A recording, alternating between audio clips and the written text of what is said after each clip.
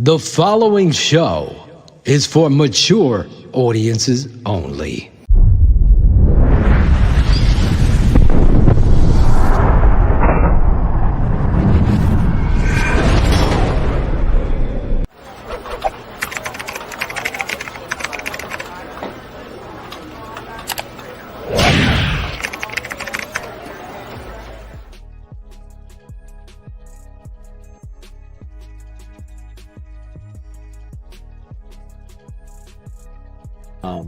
But when you're at the top of the draft, and we're going to get into it more with Adam coming up at the top of the hour, you control everything. So you would be doing a disservice to your franchise if you're not looking at every position. And it's the holy trinity, no matter what polls said. At least polls was very honest. We'll have some clips or talk about that, but we talked about it here in 2020, Phil. We sat there on draft night that night when the Cole Kmet pick was coming up. We were banging the table for Jalen Hurts.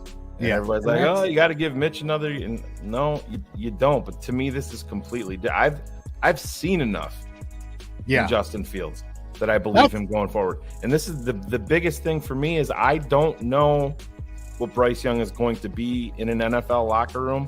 I already know. I hear other NFL players talking about Justin Fields.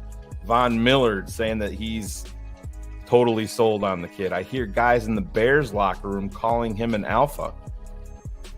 You don't know if you're going to be getting that with Bryce Young. And you want to talk about building a culture just like you believe in David Montgomery. And if you think you take him off of this roster, it hurts the locker room. It hurts the leadership. I think you can say the same thing twofold about Justin Fields in this locker room. He didn't run that much at Ohio State. He didn't need to. When you have Garrett Wilson and you've got Chris Olave and you've got Jamison Williams, was he there as well? Like there were times that he ran. You remember in the semifinal game against Clemson when he needed to go and pick up some first downs. He has that ability to do it. His best runs this season weren't the designed runs. They were the improvisations. So for me, I'm not concerned about it at all. And what I really loved when we started getting later into the season is looking at Justin's footwork, watching him make some reads and make some progressions. And when there were opportunities to make wide open throws, he's making them. You go back to the game against the Commanders and he misses the Family Guy, Peter Griffin. He misses him for a touchdown. Ryan Griffin, excuse me. He misses him. That is a throw at the end of the season. He makes 100 times out of 100. What it was to lose 10 games in a row. I think over the last couple of weeks, it got a little out of hand. But put yourself in the mindset of starting after that Patriots game. Hell, every game was extremely competitive in games that they should not have been very competitive in. On the road at the Dallas Cowboys, against the Miami Dolphins, playoff teams going out there. They weren't that competitive against the Jets, but that didn't really matter because Trevor Siemian was quarterback. Yeah. I thought that the Jets game was the perfect opportunity to just explain how great of a quarterback Justin Fields was. Because it's like, oh, look how different this team is all of a sudden. The most exciting team in the NFL to they're back to the bullshit of Matt Nagy again, of not scoring, of punting all the time. Oh, we got to see our punter finally. We've forgotten what his name was for weeks. Oh my God, yeah, we still have a punter. That was the game that Justin did not play. And the game against the Vikings where they're not even trying. Again, you see what a difference Justin Fields made. So for me, obviously it's not great, but it's also the perfect scenario.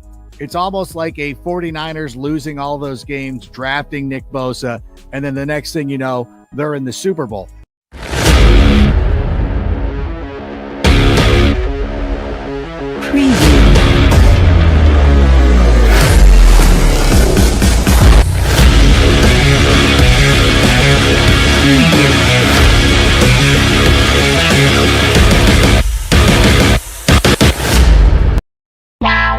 Draft Dr. Phil and the smartest man. Keeping it 100. Chicago's trading up. 100. Yes! What? Oh here it is! Recorded. The tape never lies. Other people drop off, but we still keep rocking. You'll never know how good your football team's going to be until you play with maximum effort.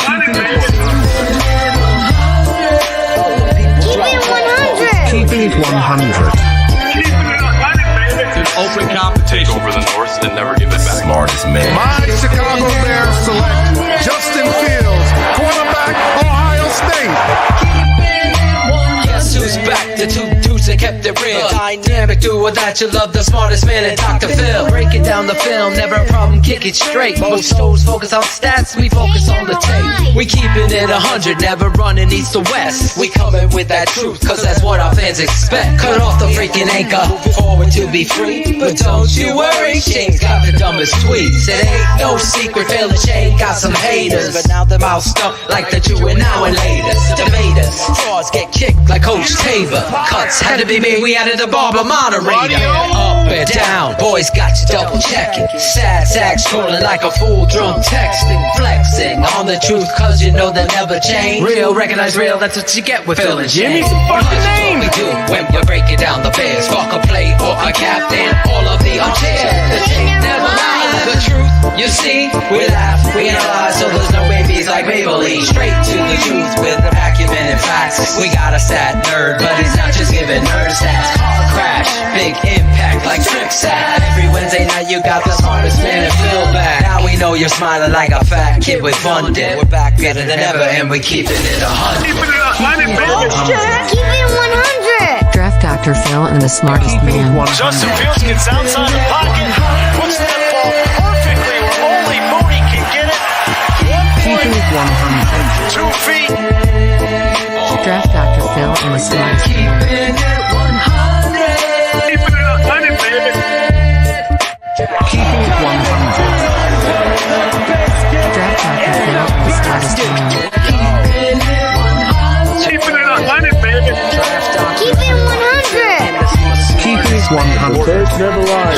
Yeah, exactly.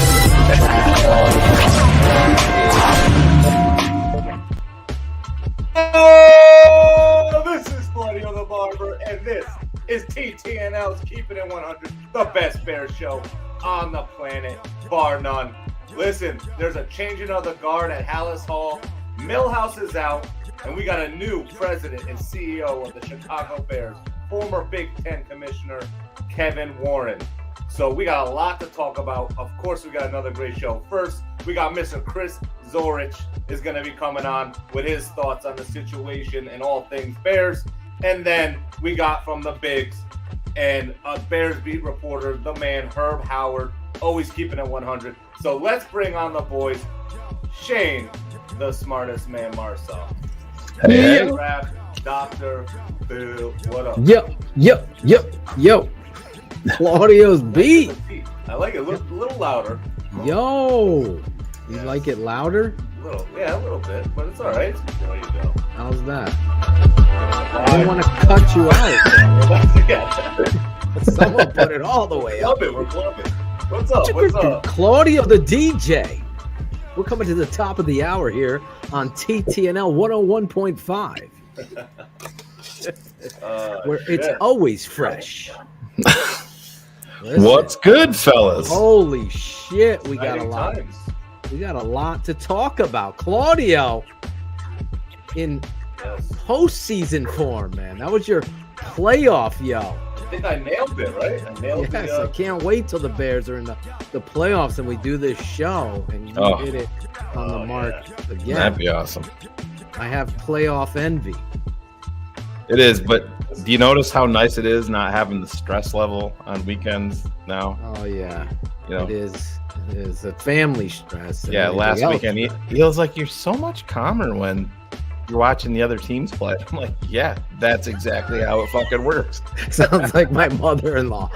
Why aren't you yelling at the TV now?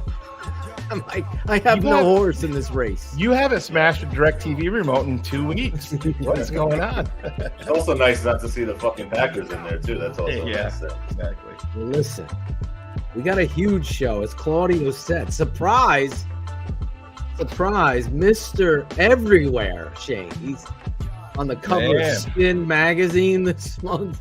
I know. Jesus Christ. He's going to be in the 70 the score. Word on the street, he's going to be in the swimsuit issue on Sports Illustrated next month. It's crazy. He was on Bob Hope's show, so he's got experience. He was. He almost butchered his own name, but he was there. Someone pulled. I'm Lou Holt. I mean, Christopher Zorich, Mr. Hope. Listen, you know him from the Super 16 Poll Show. Right here on TTNL every Monday night in the college football, in the playoffs. Also, he is TTNL. You're going to see him this offseason if you're a patron, breaking down some defensive tackle tape and DN tape with us. And you've seen him all over the news and everywhere. We're super proud to have him here. And I put together a little different intro for Chris Zorich tonight because he's our boy. There'll be 2 intros for Chris. There we go. Let's go and roll. Let's bring him out the TTNL way. This is a way I think I took some time out and said, you know what, I got to introduce this guy the right way. I love, and all jokes aside, I love Chris Zorich. And this time there's a lot of things to be positive about. I don't need to rant. The season's over. 10 losses, you can't erase that. But I can say I have made some amazing people, friends and people, and this guy is one of them. He deserves this moment. Let's bring him out like this.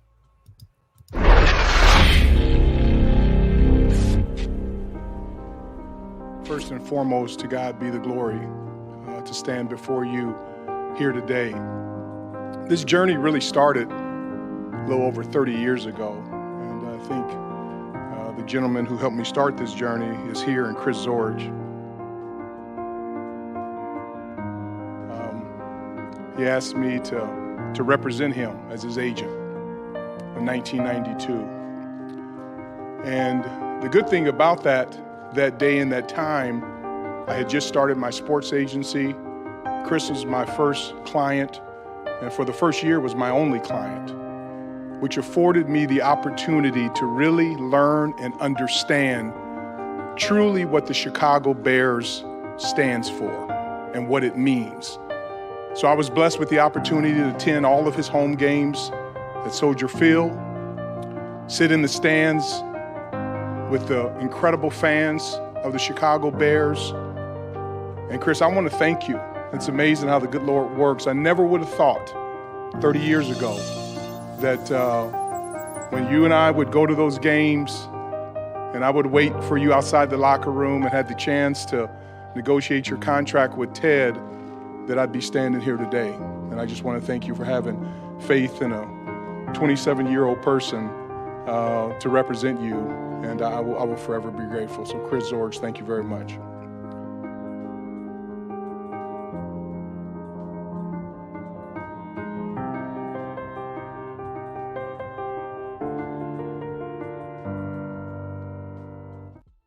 Chris Zorich. Holy shit. Did I just die? Yeah, that's what I was going to say. I felt like it was a memorial and shit, man. Yeah. I didn't know shit. There isn't a memorial. Ted is gone. That's the memorial. That's my first time seeing it, by the way. That's freaking awesome. I mean, I was there, but I was kind of thinking about. You know what I was thinking the whole time he was giving you all those pleasantries, Chris? I'm like, yeah, you ain't in the fucking book club with him though, bro. That's right.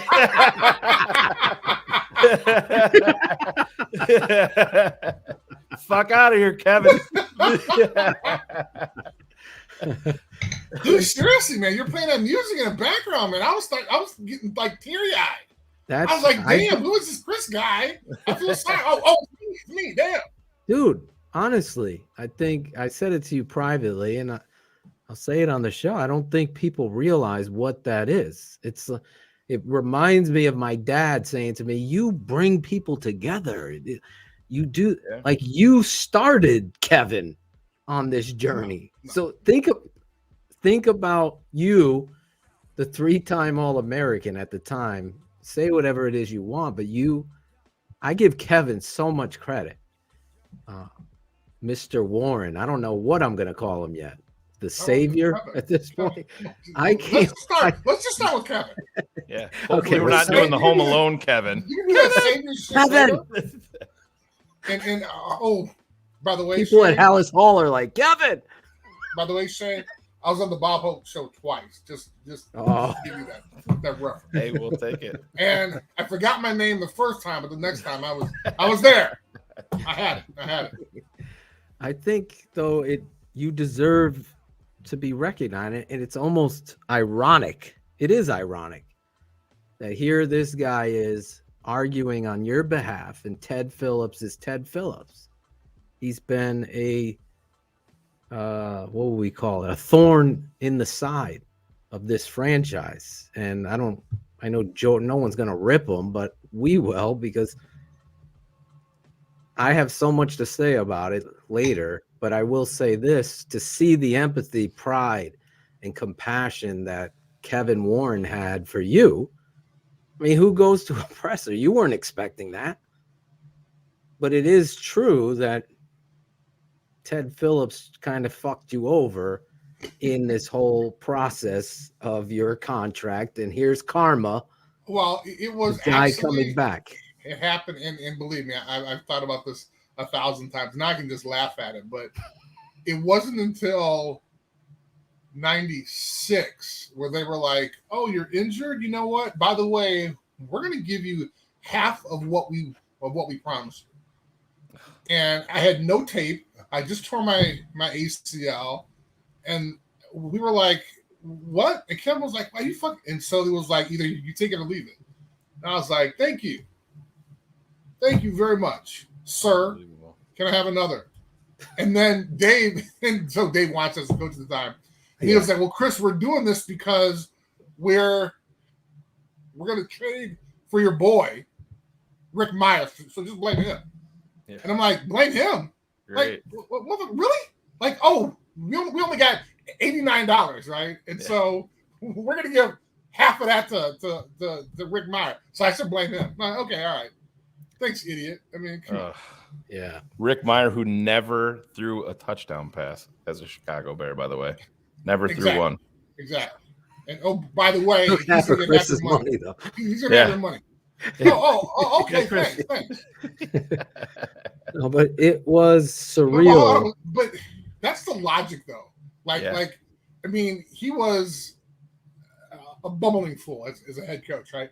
But the logic was that, hey, you know what? It'll be better if I tell Chris that his old teammate is going to take half his money. Okay, yeah. I'm sure Ted actually came up with that because he's also a Notre Dame alum, which makes it even worse, probably. There you go.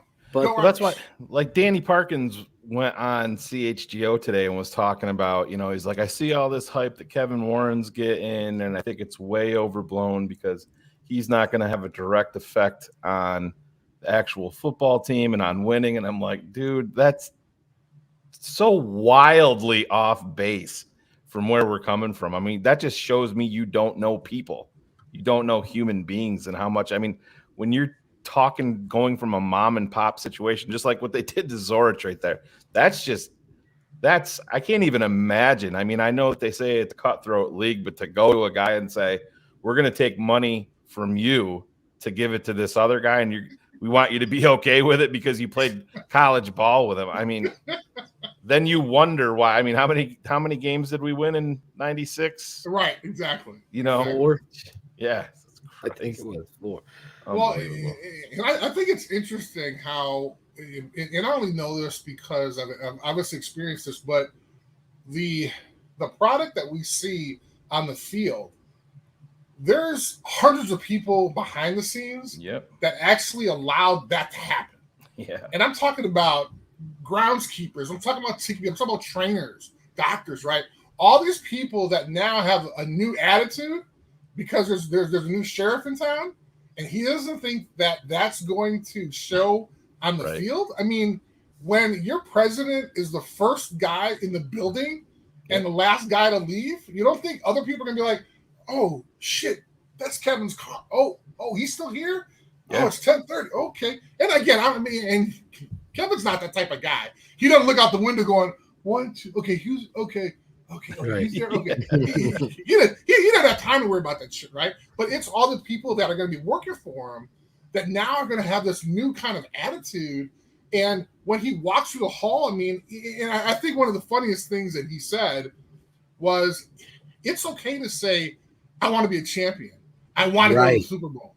Like, when was the last time those words were uttered at Hallis Hall, right? No, they were content. They were throwing out. They were throwing out praise for them coming out of a 6-game losing streak. That was their high water point.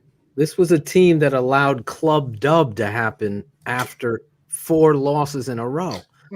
This is also a team that we talked to we had Josh Woods. He was a rostered Bear, and I said to him right live on air, and I'm like, Josh, what is I said, I understand that it's the players and you guys are having fun, but this Club Dub, this mentality when you guys aren't playing well and you lost 4 straight, and he essentially said, not so many words, we don't give a fuck what any of y'all think. We're having fun. And I'm like, all right, there you go. That's mentality. That's a culture. That was the bad culture that we knew. We were calling it out. And listen, say whatever it is you want. I don't come from the school of bullshit. So I will tell you, when nerds and people say, well, Ted Phillips just had this role, and he was kind of silent. We've already proven that shit wrong over and over. Shane talks about him blocking the LaDainian Tomlinson trade.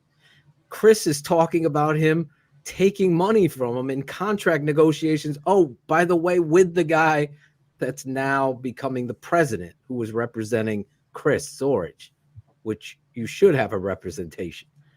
Ted Phillips, and that's just 2 things. Ted Phillips was promised, in my opinion, and this is speculative, once he got that deal done to refurbish Soldier Field, Virginia said, you have a job here forever.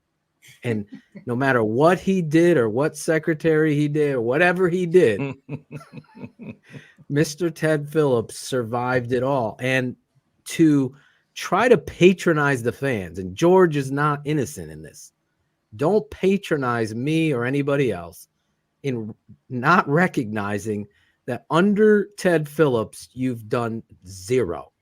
I think Cars he's got the numbers. The statistical numbers, which is pathetic. But Ted is not a football guy.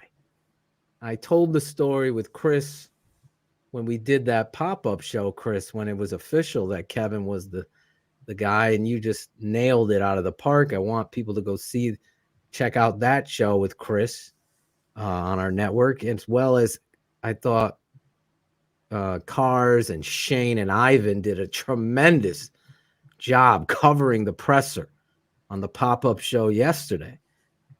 Check out that, where the Bears and Ted Phillips tried to pull the plug on the cameras. What? Oh yeah, froze up three separate times. The feed went out. Never seen it ever. Oh, dead before. Serious. Come on. Yep. It was gone, then it would come back for 2 seconds, and then it came back, and there was no audio, and then it completely froze. Then it went right offline completely. Yeah. So they're doing a live show, having to cover through, and you're at the pinnacle of hearing a master at work. And I mean, Kevin Warren is just stupendous when it comes to articulating his plan and his thought and his truth. And it was coming right into your living room. And I can't tell fans, I said this to Chris, I felt like the hose was finally removed and I could flow free. I've never felt more excited as a Bears fan, because I know from all of my history of coaching and knowing coaches in the NFL, everybody pointed. And I'm telling you, I would say, you're wrong. No way is it it's not the goddamn front office and ownership. It's not. It's the coaching. I'm telling you, Philip, there's an accountant running things there, and they'll never win. And they were right. They just never did. You got this close. Devin Hester returns a kick, and you think it, but it never stayed because football was never first. It was when you have a bean counter making football decisions, they can't see the bullshitters in the room, AKA Mark Trestman, Matt Nagy, go down, Ryan Pace. They can't. They got to rely on an outside fucking resource to know who the football guys are, Chris. And now I feel like there's somebody in there. I don't give a fuck. I've said this all the time. I don't care that Shane didn't play football. I know he knows the game. He's passed these tests. I don't care that Kevin Warren didn't play football or wasn't a GM. His role is being around football for 30 years, making decisions about people and about their process and their effort. There'll be no stone unturned. And that's all I want. It's someone maniacal, Chris. And even before this, you had told me about him. And he also didn't do an $8 billion media rights deal either beforehand, right? Exactly. And he also didn't create a West Coast representation for the Big Ten with UCLA and USC, right? Exactly. Oh, okay. Oh, and but then he pissed a lot of people off for not playing during COVID when there was no playbook for that. So he was doing what the best interest. Okay. And then a reporter asked, well, Justin Fields, who led the whole movement against you, is on the Bears. What do you think about that? His response was, if I was in his shoes, I would have done the same thing. Yeah. That's a competitor. Come on. I mean, the guy wants, and it's just, it's fun. And because it's personal for me, I mean, he's obviously a friend, but when people, and this is what motivates Kevin as well, but for folks who don't know him and just kind of look at his resume, it's impressive. Hell yeah, it is. So even if I didn't know him, I'd be excited about the Bears getting a president CEO with Kevin's resume. It just so happens that I do know him and I have this personal relationship with him. And so when people say, hey, he hasn't done this or he can't do that, I just chuckle and say, okay, watch. Exactly. And he negotiated that deal with Kevin Warren that was coined a draw, right, Chris? Isn't that what Ted said? It was a draw? Yeah. It was a draw for those two. It was shit for me, right? Here we could show the here's the clip. Do you remember the 27-year-old version of Kevin Warren when he was negotiating? What was that like? Was it a fireworks show? We've talked about that deal for Chris Zorich as a second-round draft pick, and we called it a draw.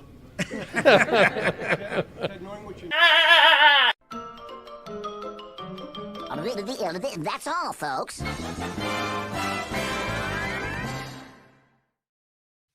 Okay, yeah.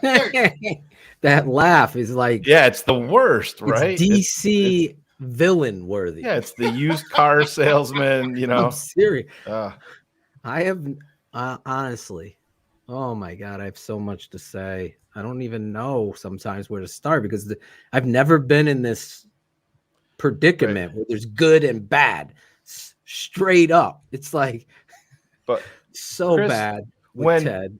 I'm not asking you to reveal any of your, super personal discussions, but the first time that you talked to Kevin, like after this happened, what was that conversation? Were you guys just both like, holy shit, man, how did this happen? Like it's almost like we're laughing, right? Right. And not so much on Kevin's side, right? If not the Bears, it would have been another team. Okay. Sure. It just so happens that his first client for the first year was with the Bears, and he spent a whole bunch of time in Chicago, even though his office and home was in Kansas City. But he was there supporting me and attending games and everything else, working at my food drives for my charity and doing a whole bunch of other stuff in Chicago. But it's just ironic. Like the first time that he negotiated a contract, he's replacing that guy. And it's just, it's not, it's just funny. And so like looking at it, we're just like that, like, wow. Like we had, and he even said it. He was just like, I had no idea that 30 years later, unbelievable, I'd be the president of that organization. I mean, he was on he was on the player side. Like he wasn't on if you didn't entrust him, I mean, because let's just say I go flashing back to 1990 or whatever. I'm in high school and I'm a fucking Chris Zorich fan. You know, the nation knew you because you were this young, like it started with you crying and Lou Holt and all that, right? And you became this underdog that overachieved, and everybody loves an underdog. And at that time, Notre Dame football, Michigan, Nebraska, I just remember just being a kid, and you forgot about the part where we won the national championship. I was getting to that. Then you win the national championship. We were only 4, Chris. We figured a lot of stuff back then. But you have a name, and you trusted in this young guy. So say whatever it is you want. I just think the stars, karma, everything aligned perfectly to showcase this person that you brought together. You gave him this shot. And you were his first client for a year. He even pointed out you were his first guy to believe in him. Here now, he's becoming the president of the Chicago Bears, and you said it amazingly. I think it's the best quote and the most truthful. He's somebody that doesn't have the name McCaskey, and that me matters. Huge, man, because he's the complete opposite of George and the family. He's just the complete opposite of it. Well, I think that, I mean, when you say, well, you know, you were able to, he was your agent, you were his first client, you were able to trust him. I mean, he was 27 years old. He's older and wiser now, with gray hair, everything else. But what you saw at that press conference is what he talked to me about. So I'm a 22-year-old kid who is in awe of Kevin, okay, and has this idea and speaks to me as if I was a person and not a football player. And so I said, yes, I'm in. So he was getting folks in the media, like some of the media people were like excited. So when you could get like the cynical Chicago sports media like excited about something, like you're doing. So imagine him talking to a 22-year-old me or a 22-year-old you and saying, you know, hey, I have this vision. Hey, what about this? What about this? And so you're going to say yes. I mean, I was sold, just like everyone in the room was sold. But like and folks watching, you and I talked prior, the bureaucracy at Hallis Hall. There's a level of which somebody gets so comfortable and lax that it becomes just this uppity, ignorant, arrogant stance, to be politically correct here, on what matters. They lose focus of that. And when you continue to leave Ted, an accountant, in a position of power, I mean, think about it. You're having a press conference, president and CEO. Ted Phillips held that title, you dumbasses. Ted Phillips held that title. Oh, I don't make football. Well, who's hiring these guys? You are. You are.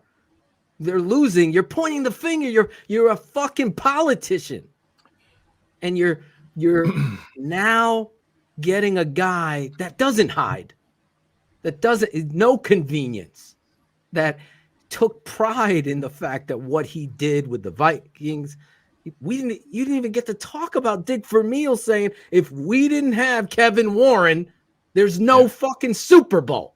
That's Dick Vermeil, not after Kevin got the job with the Bears. He said that after they won the Super Bowl immediately. in his book. It's written. Kevin Warren is a game changer. Well, that's the thing that really resonated with me. And like I said, I've never talked to Kevin before in my life, but just listening to people talk about him, I'm like, I don't want to say that I was reserved, but he got up to the podium and immediately the guy commands a presence without even opening his mouth. And then he speaks.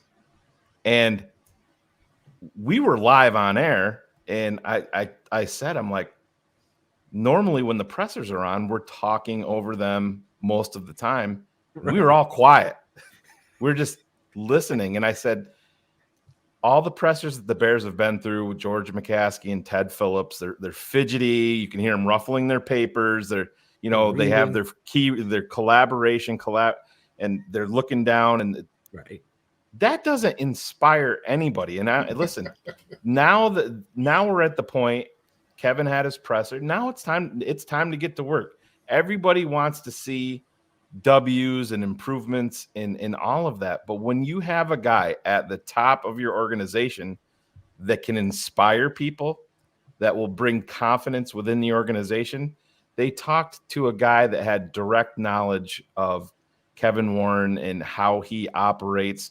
And he said, I'm telling you right now, there's TNT inside of Hallis Hall that's about to go off when he takes over.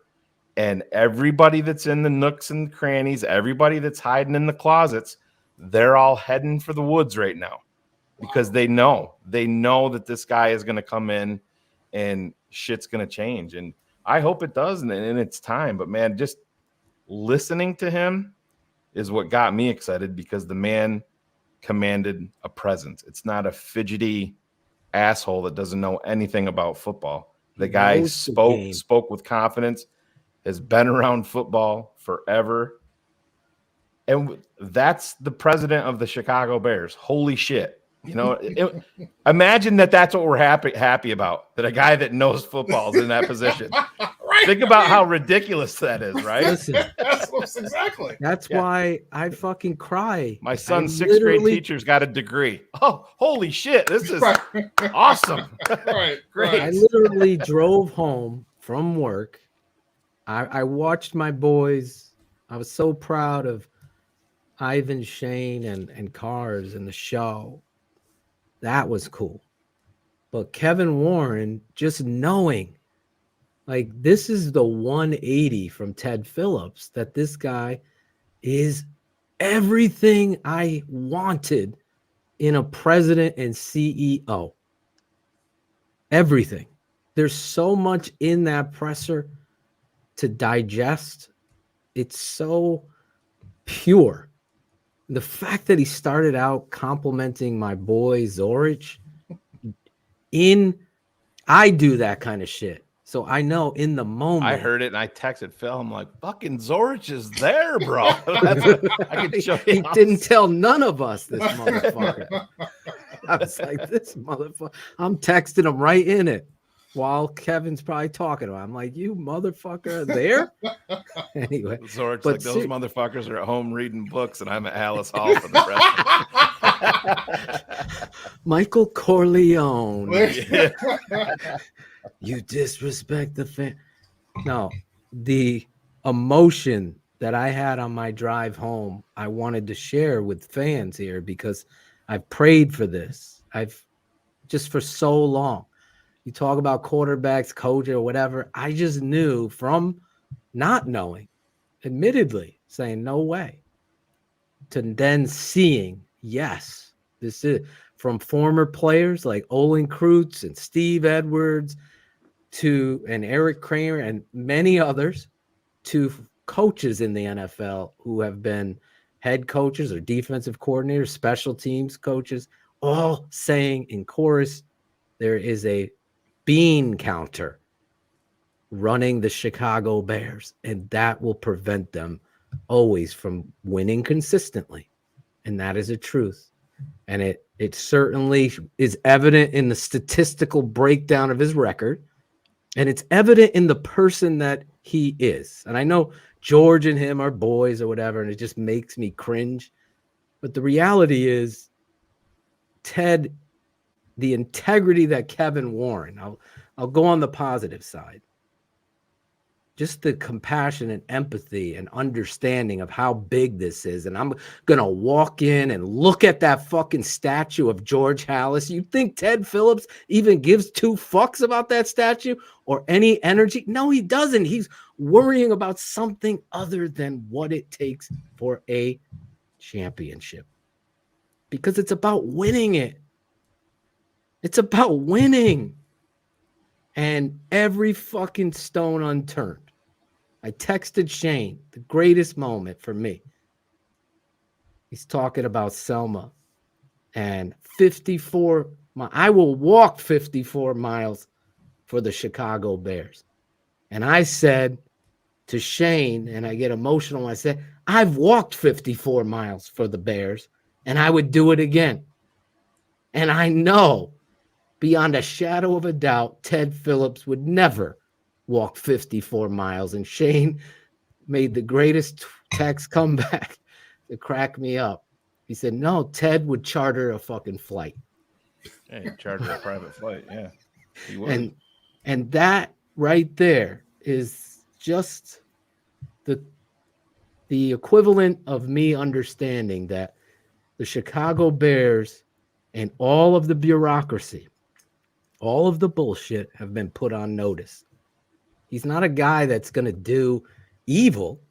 He's a guy that's doing good to cut off the fat and the bullshit minutia of what is going on with the Chicago Bears. There is no reason that you're an arrogant prick when you've not won shit or done anything. You should be so gracious to be in that role and to have fans love this team. Because like I told you, Chris, the Bears are like a fucking, what do you call it? A slot machine. They just make money hand over fist. It will never end. That slot is just going to keep making money. But you know what makes more money? Winning. That's the casino. Right. So if your goal, we're content. We're content. No. I don't know if I want that big personality, Chris. I don't know. I don't know if we could take it. He might want too much. He might want to win too much. Bruce Arians, he's kind of scary. Let's go with this Matt Nagy guy. I'll tell you, that shit I believe is done because Kevin is going to say, Ryan Poles, he's going to ask you, not tell you, what do you think David Montgomery's worth to this franchise? Like, I watched the Eagle. I saw how is that, or whatever it is. You get the best. That's what a leader is. And that story about a pebble in his shoe, it's just the showcase of a guy that has been around this sport, understands who needs it and wants it. And that makes me feel so much better about Justin Fields, Eberflus, and everything going on with the Bears, that there's no politics. There's just going to be a focus on championships. And that's how football should be run. Well, and I also think that, are we finished with your 15-minute sermon? Sorry, I needed that rant. That was my rant I'm just tonight. saying. Now, if that's your rant tonight, please keep on because that was awesome. That was it. That was great. They should all be like that. That was really good. Thank you. No, smacked me and then picked me back up. Thank you. Well, and this is the interesting thing, that what you saw at the press conference, there's a lot of non-football stuff there. Sure. And there's a lot of things that he didn't have to do, but he did. You mentioned the 54 miles in Selma. He took a group of folks from the Big Ten and thought it was important enough to have a chance to kind of take that journey. This is the type of things that he's concerned about. I mentioned before when we did the pop-up show that he would send me weekly faxes about current events that were going on, because he wanted me to be able to have a conversation with somebody that wasn't about football. Right. So he's 27 years old. I'm 22. I'm like, what the hell are you doing? And he tried to explain it to me at the time, but I may not have listened. But he was caring about me as a person and how people felt about me that I didn't know about myself. Right. So that's awesome. What is he going to do with the folks on the administration side? I mean, being an athletic director, I realized that a lot of things go into success on the court of the field. And it starts with the organization. So when you have management issues at the organization, guess what? Your product isn't going to be good. 100%. When you demand excellence and you want championships and you talk about it and you walk through the hallway and say, hey, let's win a championship. Then guess what? That product is going to improve. I'm not talking about it's going to improve the next day. It's not going to improve tomorrow. But the attitude of that building will change. And guess what? Everybody in that building is on notice. They have no idea who they got. And I say that. I'm being a little facetious here. Obviously, they did a background check. They've talked to everybody. But I don't think they know. Like, he's literally going to spend nights sometimes in that building. I mean, he's going to get there at probably 4:35 in the morning and may leave at midnight, 1, 2, whatever. Or like I said, he's going to have a couple suits in the closet. Right. That he's going to grab because he spent the night there and he has a meeting at 8 o'clock or meeting at 7. This is who Kevin is. Like, they don't. I'm just kind of laughing because this is a guy who is a voracious reader. I mean, he demands excellence. He's a workaholic. I mean, I'm just excited to kind of watch and see what happens kind of over the next 6 to 8 to 12 months and see how that building is going to change. And then eventually we'll see that change on the field.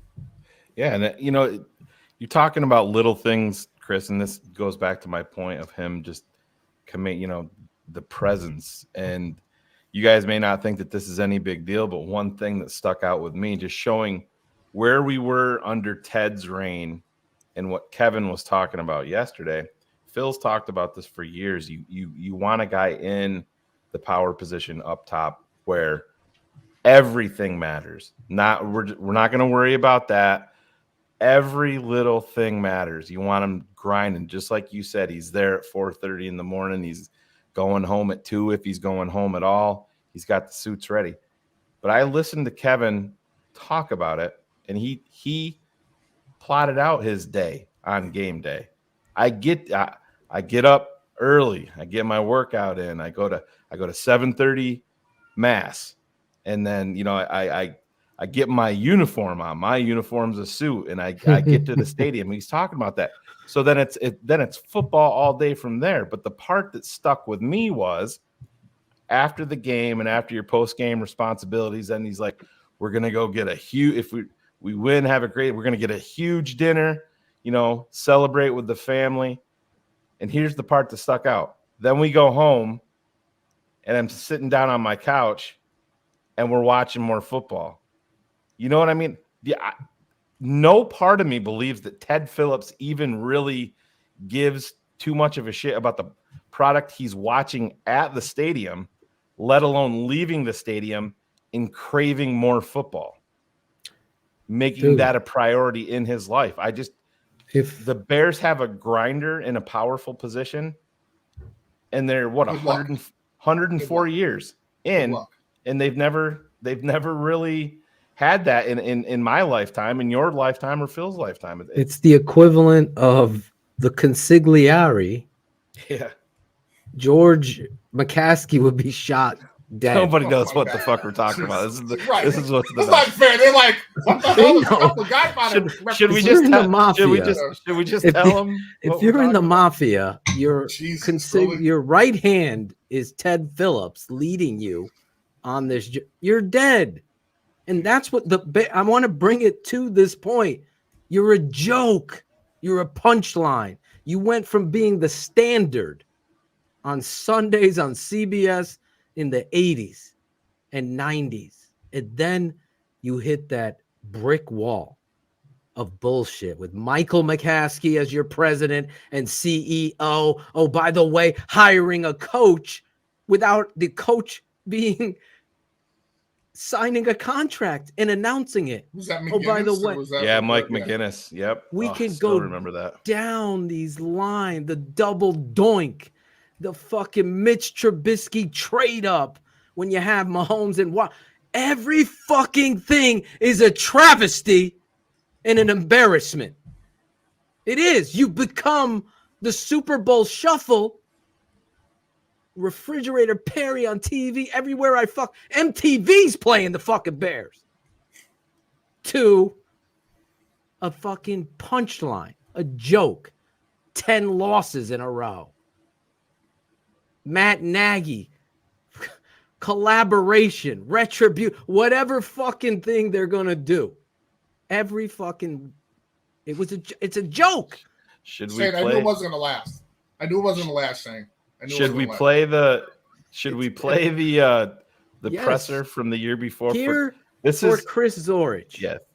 Think about what we saw yesterday with Kevin Warren, with the way that he was speaking, and this is what we had previously. This is so fucking goddamn cringeworthy to watch. I don't know how we made it. It's very difficult. So buckle up. But let me tell you, when you're watching this every time you see George and Ted on this clip, look at their eyes and look how nervous they are, and watch them reading their papers because they're nervous.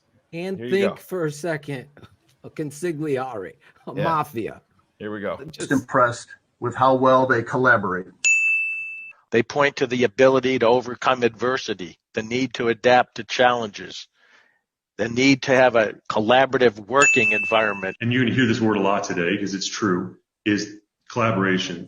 The collaboration that Matt and I have. What we've done in the past couple of years together, there's conviction and there's collaboration to dig in and reflect and say why. When you can collaborate. I think it's the way they collaborate.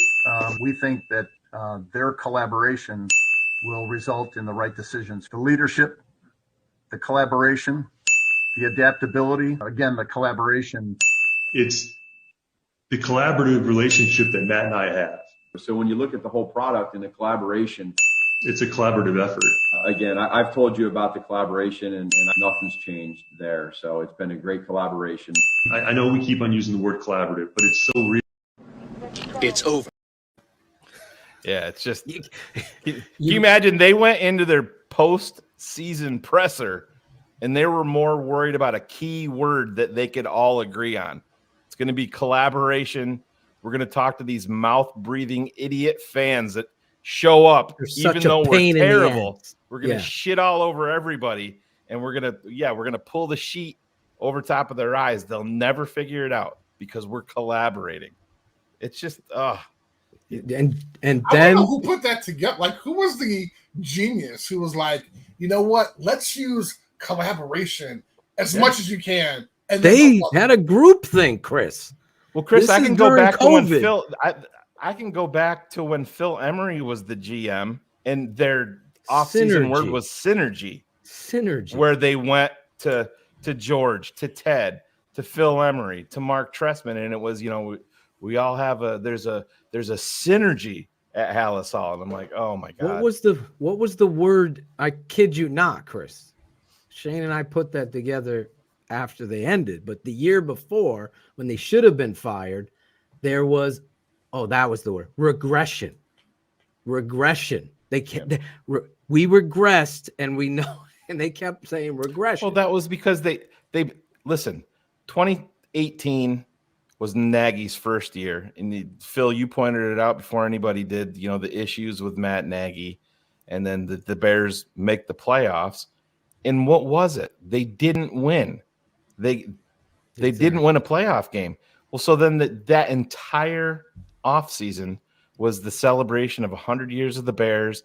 And that whole offseason, all the rally that they had, and they did nothing but talk about the next step's the Super Bowl. We haven't even won a playoff game with these guys yet. Next thing is the Super Bowl. And that's all they talked about. And fans, hey, fan is short for fanatic, like we say. Fans buy into that, and you're overlooking the 978 collaborative mistakes that are staring you in the face, and you're buying into the hype train that they're trying to shove down your throat. Well, Shane, if they believe, if our fans believe that, then please, what the hell do they believe after hearing Kevin? Oh, well, that's what I'm. Chris, we played this. I brought it up yesterday, and this is the thing. This franchise needs to change, and I'm not saying about the fans that are in the chat room here because they know us and they know how we roll. But there's a large part of the Chicago Bears fan base that's still stuck in 1985. That's all they talk about. And it's, we got to bring back Ditka. Singletary's got to be the defensive coordinator. Let's restore that whole thing. And it's like Chris Zorich at Mike linebacker. Yeah, but he can be linebacker. That's what I'm like. You have to change. He's on a mother. From that. Let's look back at that and be like, all right. I said, we're not going to talk about the 85 team. Probably should have won 3 Super Bowls. But then all of the egos and everything that came into play after that, but they're grasping onto that so much, and this franchise and a lot of the fan base has never looked forward. We have a guy, and yes, Justin Fields has warts and he's got things he needs to work on, and a large part of the fan base wants to fucking ship him out of here for another question mark. It just like, what do we bring McMahon back? Let's go. Reboot 85. Everybody needs work. I'll tell you this. If you sat there, and like I'm admitting, I finally felt relief because I know somebody at top is holding accountability and being maniacal with it. And that is all I've ever wanted from this organization. The whole setup of it. They didn't have a GM until 1990 something, when Jerry Angelo took that position. Yeah, he was the first one because Mark Hatley wasn't the GM. Right. He was like director of personnel. He had some other title, which Michael McCaskey was over him deciding. And these people were running this shit into the ground. And like I said, the Bears are the charter franchise. They are the originators. There's so much tradition and 30 Hall of Famers, and their uniforms, the field, everything about the Bears stands up to what your expectation is. It's like going to your favorite restaurant. You know what the fucking menu is. You know what you're going to get, and you go there and you're getting a fucking rubbery piece of chicken. That should not happen with the Chicago Bears, and that's unfortunately that's the story of Ted Phillips. I kid you not. And George, listen, give George credit, giving over this right, getting a fucking real great candidate in president as a president. I'll give him credit, doing all of the stuff necessary when it comes to diversity, taking those steps. But what George couldn't do is alleviate and cut the friendship cord and say, we need someone better than this, than you. And it's no fault at you. You continue to be an accountant and do your get your calculator out, because that's what you're good at. That's it. You're not a football guy. You're not a big picture guy.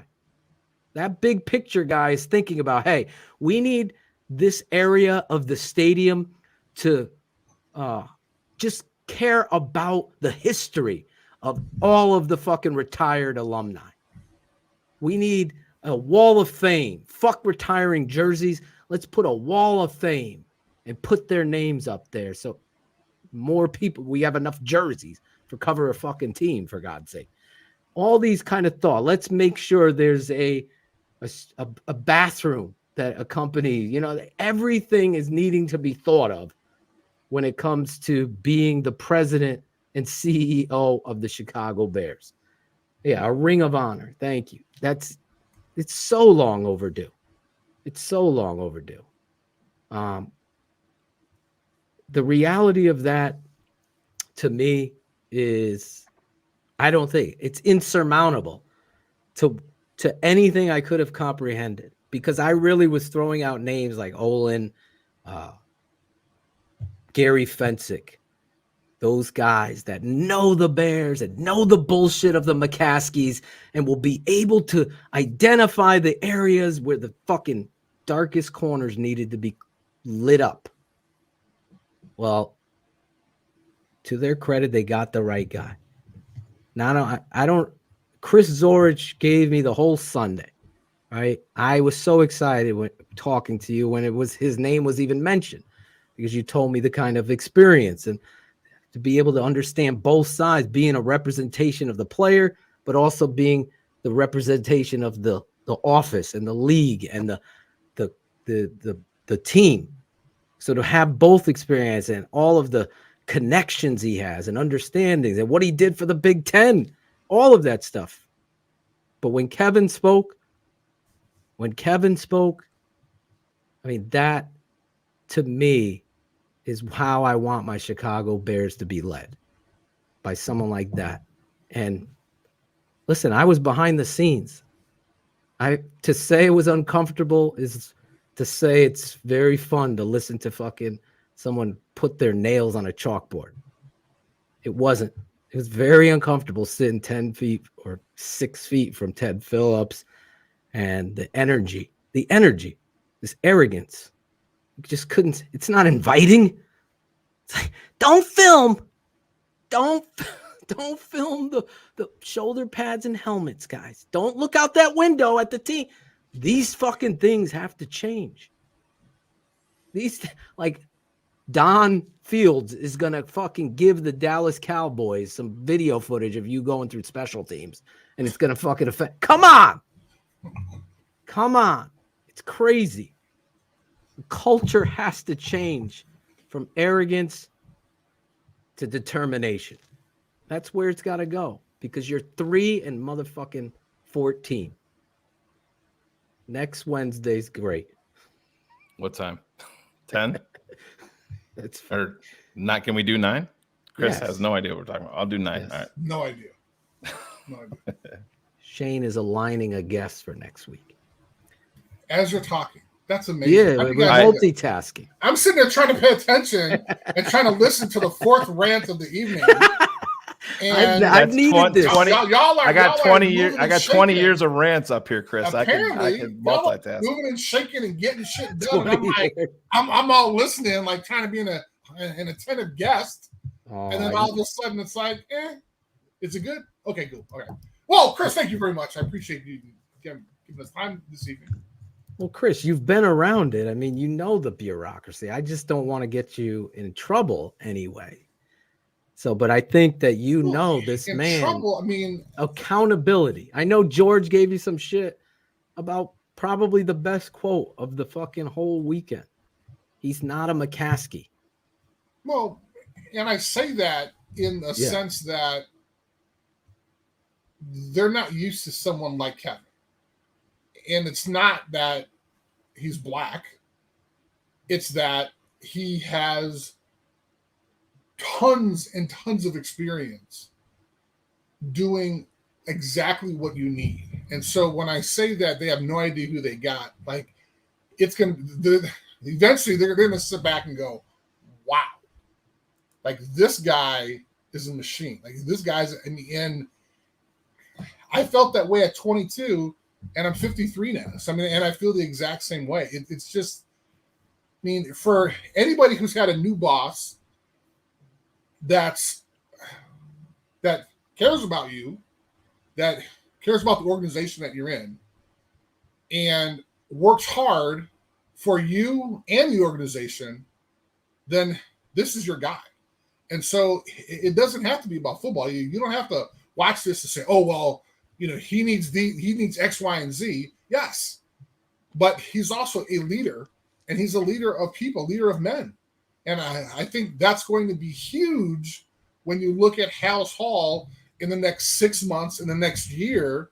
And I mean, you'll start seeing small things happen here and there, and then eventually it will trickle onto the field. And then that's when the fan, because we don't know what goes on in the behind the doors at Hallis Hall. All we can say is, oh, well, the product is good or bad this week. But eventually you'll see, who knows, you may even get a Ring of Honor. I mean, why not? Like, if I was like a crazy rabid fan, I'd go and look at everything that happened at US Bank Stadium and go, okay, we're going to have that. We're going to have this. We're going to have that. We're going to have this. And it's just, that's in his DNA to be successful. Now, yeah, we are blowing a lot of hot air about Kevin. I love Kevin. And he'd sit there and tell me to shut the hell up because I'm bragging about him. Yeah. But the idea, and again, it didn't have to be Kevin Warren. It could have been Joe Smith with these qualifications, and we would have been ecstatic.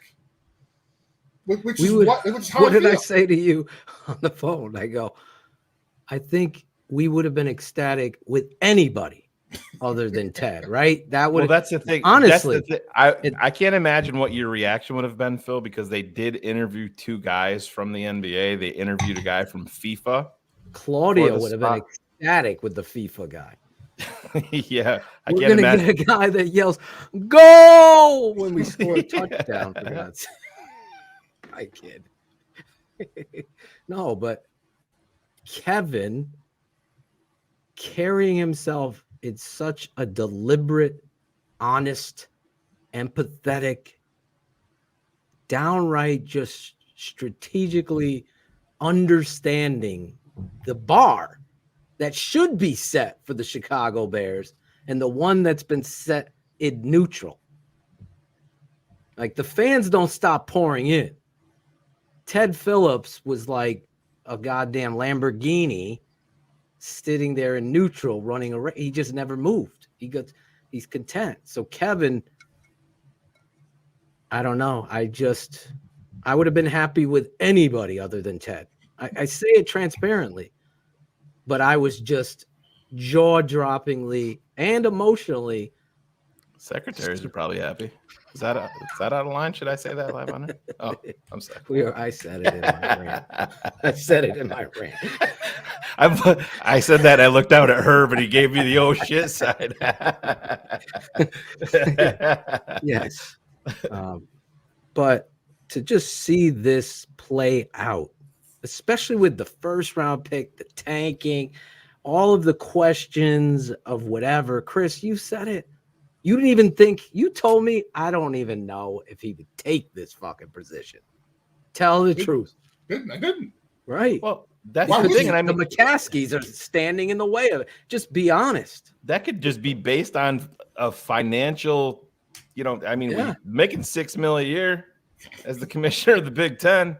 But that to me, that to me says that, George had to open up the coffers. I always said this. If you could play Khalil Mack, $90 million guaranteed, I'm just throwing it. But Phil, they secure Arlington Heights and get this thing going. You're essentially doubling the value of your franchise. So paying your team president $7 million or $8 million or $9 million. Give him fucking $10 million right after the presser. Give him an extra. Zorich, they're going to be making you pay, like I said, $15 for lunch next time you show up. Hey, man. Hey, I'm used to it. Oh, my God. Well, Chris, I so appreciate you jumping on tonight. And thank you, guys. Oh, thank you. Only complaint. One last thing I want. Oh, here we go. Oh, go ahead. I have one complaint. You have not dropped a TTNL like right on the radio. You haven't given check out anything. Sorry. So I'll say Kevin Warren / TTNL. Yeah. There you go. All right. Okay. The next interview. Speaking about interviews, I had a chance to talk to several members of the media. Yes. And they talked about how when they were addressed, Kevin mentioned their name. And I don't know if that's never been done before, but it was, okay, Phil, or, Phillips, TTNL, okay, Phil. Yeah. And it was like a conversation. And again, I hadn't watched a lot of pressers, so I don't know if that didn't happen, but for them to say that. And well, Ted again, Phillips ain't learning Herb Howard's name. And he ain't going, maybe he did. I've never seen, I don't think he's ever had that. You're right. This is not the cynical media. I mean, these are grown people who just kind of made a comment. And I said, see, it's the small things. And they're like, wow, yeah. And it's, again, it's something small, but it's the idea of those small things. In order to be successful, Lou Holtz always talked about, you have to take care of the little things first. You take care of the little things first, eventually you'll have success. It's not going to be tomorrow. It's not going to be 3 days from now, but eventually you're going to have success. So what we saw, Kevin was taking care of the little things first. You're saying the little things. That mean? Are you saying he's going to be drafting Bryce Young, the little things? Like there you go. Little short guys, Chris. Wow. For an Alabama, hey man, I am all about the short guys having success. Yes, so am I, Chris. You're tall compared to Bryce Young, though, bro. Come on. Yeah, but I'm not tall versus. Chris is a big Bryce. No, I'm short, right? Yes. Are you? Chris is a Bryce Young fan. Very much so.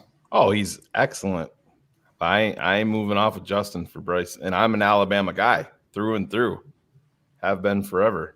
I'm not moving off of Justin Fields for Bryce Young. No way. I'm not even in this discussion right now. I do think it's very important that when you are controlling the draft, Chris, with the first over that you do. Nobody's saying that. I'm talking about prospect. I think it's a massive mistake. I'm not saying that the kid can't play. Yeah. No, it's getting the value.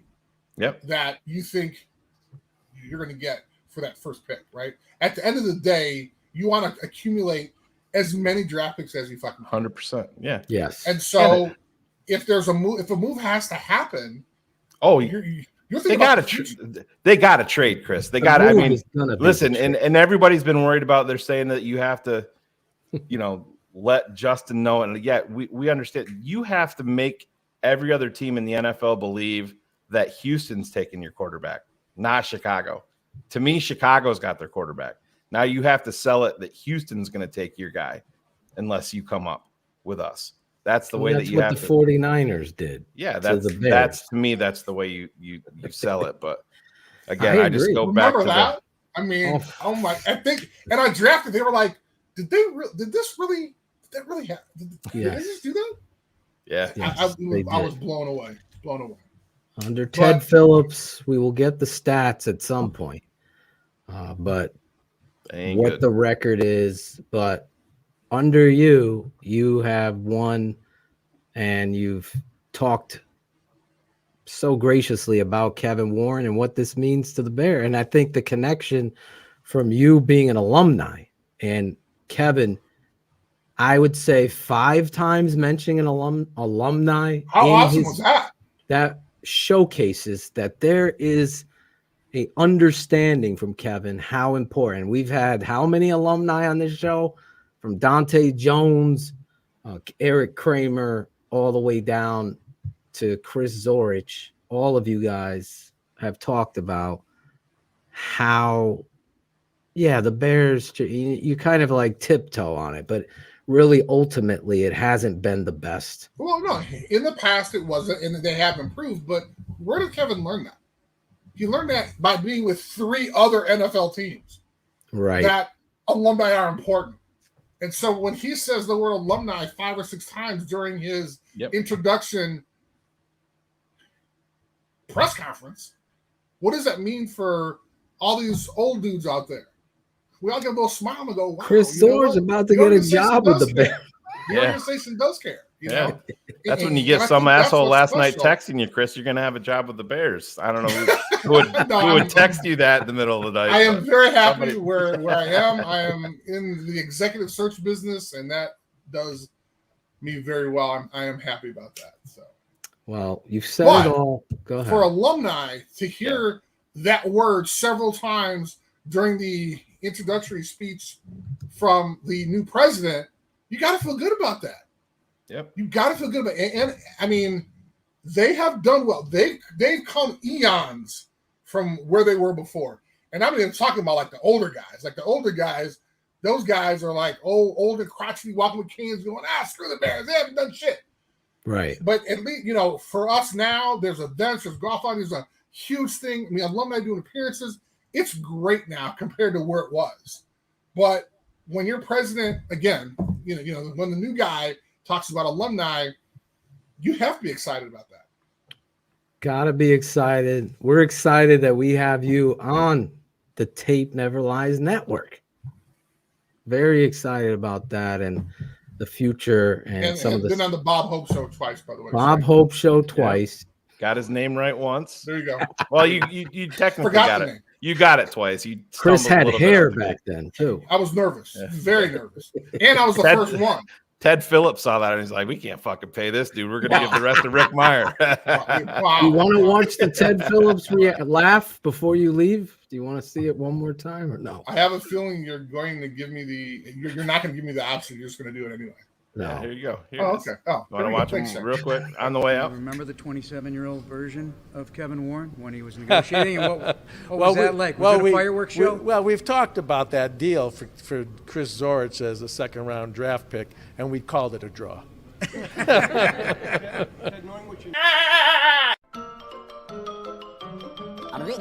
That's all, folks. A draw. There it is.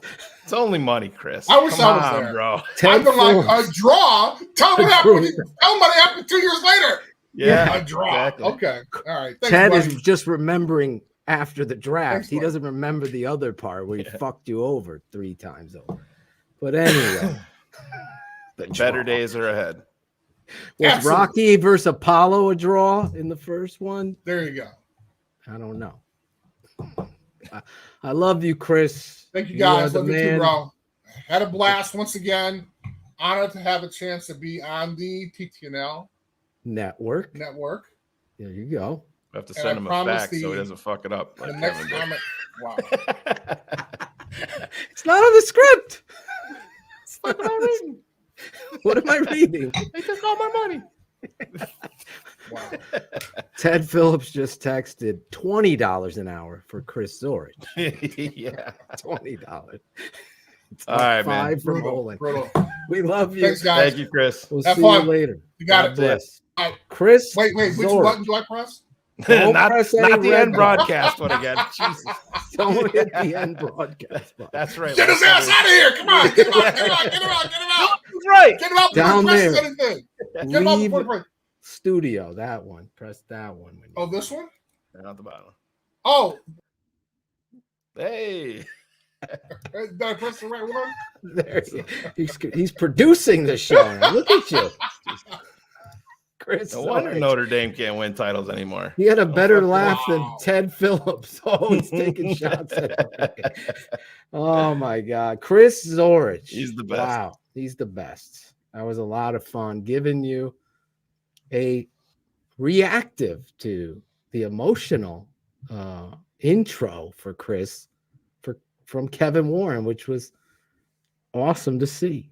Now, speaking of guys that are awesome to see, I had the pleasure of meeting this guy in person, drinking some cold ones, partying it up at the Larisons and the TTNL party with Claudio, Ivan, Cherie, Bratcher was there. Everybody was there except Jackal and Shane. But that will happen next year. That shit will happen next year. We haven't updated our production, and I blame Claudio. I really do, because this guy is not a TTNL virgin. He's a friend of the show. Disregard that in the intro, but let's bring him out the TTNL way. He's Herb Howard. This guy is the Chicago Bears beat reporter for At It's the Bigs. He's also the co-host of the I Said What I Said podcast. On top of that, he's also a radio personality at WON iHeartRadio. Bears fans, TTNL fans, get up out your seats and give it up for TTNL Network first-timer Herb Howard. There he is. What's up, y'all? How y'all feeling? We're doing great tonight, man. Yeah. Y'all just had Chris Zorich on. Another over East dude. Always good to see some East Side dudes on the show, man. So me and him had a long conversation about being from over East at the TTNL party, and so we bonded over being, east of Stony Island, growing up over there. So shout out to Chris Zorich for sure, man. It was good to see him the other day too. I should have put you both on together so you could have said hi. I apologize. I didn't even think of that. I was trying to hustle. I know you had something. He has something. He's like, Phil, I got to go to bed. I go, well, right after Herb, you come on. And then he switched. You guys are great.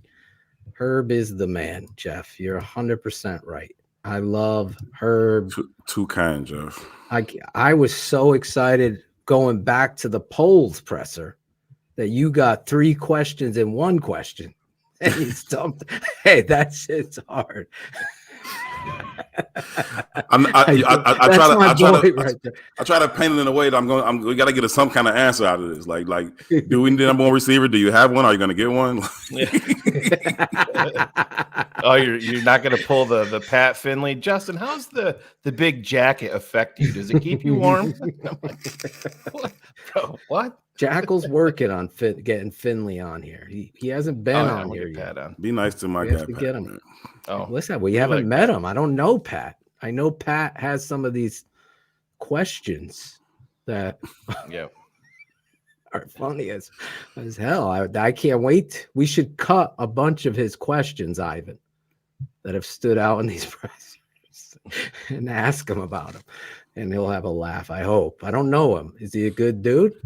Yeah, no, Pat is a good dude. I enjoy working around him. Yeah, we still haven't had your boy Leisure on too. That's my guy. I keep forgetting. Jason is definitely my guy. Can you get him on? He seems to be very pointed. Jason's definitely a no nonsense guy in his questions, but I respect that part of it. He sees a little bit of meat on the bone and he's going to go for it. And I mean that's what they need up there, man. I mean, Herbie, you're around it. Jason going there with a plan all the time, and he gonna try to get his plan executed, whether he gets the cooperation or not from the coach or player. He's gonna find a way to execute his plan. I've learned a lot from Jason Leisure. I love that dude. You also do the same thing, so I'll toot your horn and say, sometimes we're in these pressers, Shane and I, when we can hear the questions in the post game, we're waiting and we're very critical of the media because some of these are just dumb, wasted questions. It's like just wasting because you really, especially in a 10-game losing streak, there's pointed. You've never disappointed. You always are coming in with a plan, so to speak, and that's really a testament to you and what it is you're doing. And I also, I know Dion Miller was shouting it out too, because I was saying, I love you sitting down with the player now. That to me, as a young kid, Shane and I used to get the Bear Report and they'd have a special article and it could have been about an undrafted kid, but it was something that I would just devour because I want to just know the guy a little bit more than okay, all eyes on me. Now there's, like this show. Yeah. We've gotten to everybody's personality usually comes out on this show. There's been a couple where it's like, uh-oh. But usually you just see the real person, and it makes for a great interview because it's true. It's truthful. So you doing that stuff for us has been very good stuff. But I try to be intentional about it. They people at the end of the day. I mean, they are the best in the world at football. But other than that, they're people. And exactly. I just treat them that way. And I think they've come to appreciate just the way I interact with them in general. I'm not always interviewing them. Every time I say something to them, it's not to get a quote. It's not to get a headline. It's not to write a column. Sometimes I'm just saying what's up. And I think they've come to appreciate that. And it's when I do want something, they are, more apt to open up because we've established a bit of a rapport. And so I think it's genuine. And I think that we're able to have conversations that are not just about the pass that you dropped or the pass that you called or whatever it may be, because, we can get through that. And I take the same approach with some of the interview stuff too. It's like there are certain questions when you walk into a press conference, they're going to get asked. I do not need to come in there and say, tell me what you saw on the touchdown pass in the second quarter. Somebody's going to ask that. And we all know it too. That's the other. That's called a wasted question. Were you happy with the touch? No, I was disappointed that I threw. Why are we I guess it's necessary, but somebody's gonna ask it. It ain't gonna be me. Yeah.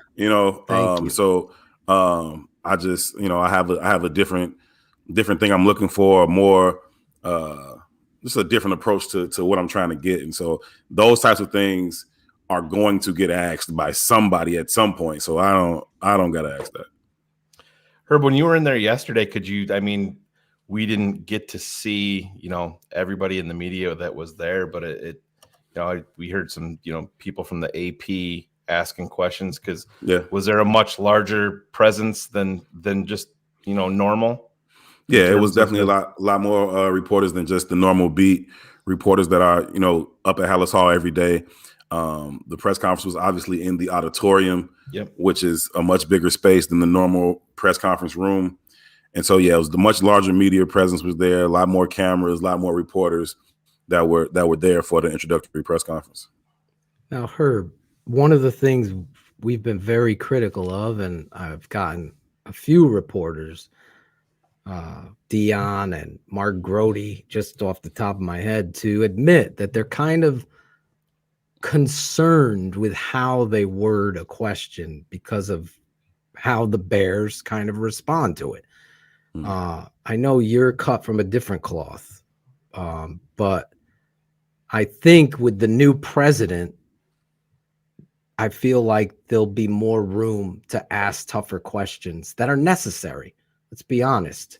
I feel like the defense mechanisms have come up in regards to the Chicago Bears and the way they've run their business and their football team previously. Would you agree with that? Or did he freeze? Oh, yeah, he did. He did freeze. Shoot. No, he's not. He's not deading me. Unless he's extremely stoic. This is a fucking stare down with Herb Howard live on TTNL. Ted Phillips has on silent. Oh, yeah. You answer that, George. Well, you saw it with George getting a little testy when Carmen asked him about, so what do you have to say to Chicago fans with lead, however he worded it, I forget. You saw George you see George get. Yeah, no, I get it. And I mean, that same question was asked 4 different ways, earlier. And I mean, I get I don't want to defend George and all of his actions, but Herb was saying, somebody's gonna ask that question, but that one got asked like 3 or 4 times, just in different ways.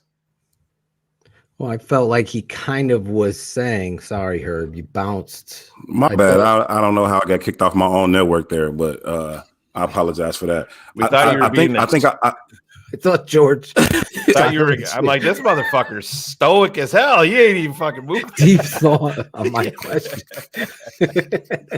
Really? No, I think I heard what. Oh, I think we lost him again. Oh, we did. Yeah. There you are. There he is. Yep. Gosh. Is someone? Yeah, I got y'all. I don't know why that's happening. I'm literally like right next to my router and modem and all that.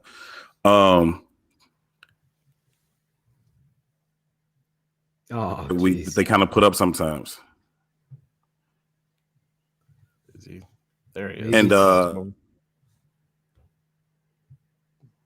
yeah, he's freezing. Maybe reboot. Can you reboot the computer? Yeah, let me do that. I'll be right back. Fine, right back. All good. Yeah, we got you. But I can't remember how he worded George Carmen, but I felt like it was fair because you want to address it. Just what are you telling the fans? And he kind of like skipped it. I get what you're saying. I think just seeing Ted, I feel like he's not the person to be. I think the president and CEO is such a necessity. I don't think fans realize it. I hope after these interviews and the shows that we've done, how important it is. That's why when Parkins went on, CHGO was talking about that he didn't think that it was, he's not going to be directly involved with football, but it's so much bigger than that. I mean, you had a bean counter in there. Now you have a guy that's been directly involved in the NFL, and he said it. Now he's not going to be the guy that's going to go down there and say, all right, Ryan Poles, you're going to sign this guy in free agency, and this is who you're going to focus on in the draft. That's not what we're talking about here.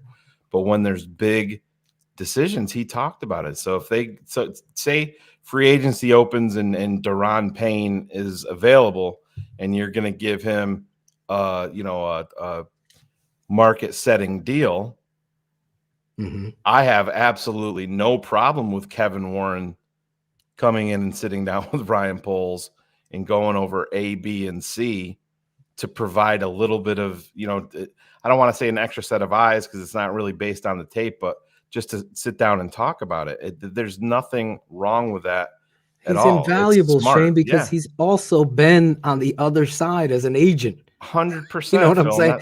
So he's also fought for the person, so that relationship. Can we sit here and say that if Kevin Warren wasn't the president and CEO this past summer, Roquan Smith may have a long-term deal here? I totally agree, bro. I totally agree, because there's something to be said about an ill communicator, a guy that just gets how to make people understand the plan and the future and their importance. Like when Kevin spoke, I mean, that is so. I didn't hear this CHGO interview with Parkins, but that is so naive and completely doesn't get the big picture. Right. Because Ted Phillips took on a role where even though people think he wasn't, he was completely involved. Completely. And to think Kevin is not going to be a difference maker in every minute detail. I mean, you heard Zorich and you saw what he's done for the Big Ten. He's an outside the box thinker that puts championships and wanting to win that first and foremost, not getting the 100-year menu set. It's about getting championships. Football should be first. Because that's the fucking business. You don't go into a KFC and put hamburgers for, like, you put football first and everything else will take care of itself. And the Bears, I don't care what anybody fucking tells me. They've never done it under Ted Phillips. They've never done it. They can manipulate it, but there's so many gray areas where, to your point, right, on Roquan, Yeah. Would Kevin have gotten that done? Probably. He would have helped get this deal done. That is invaluable.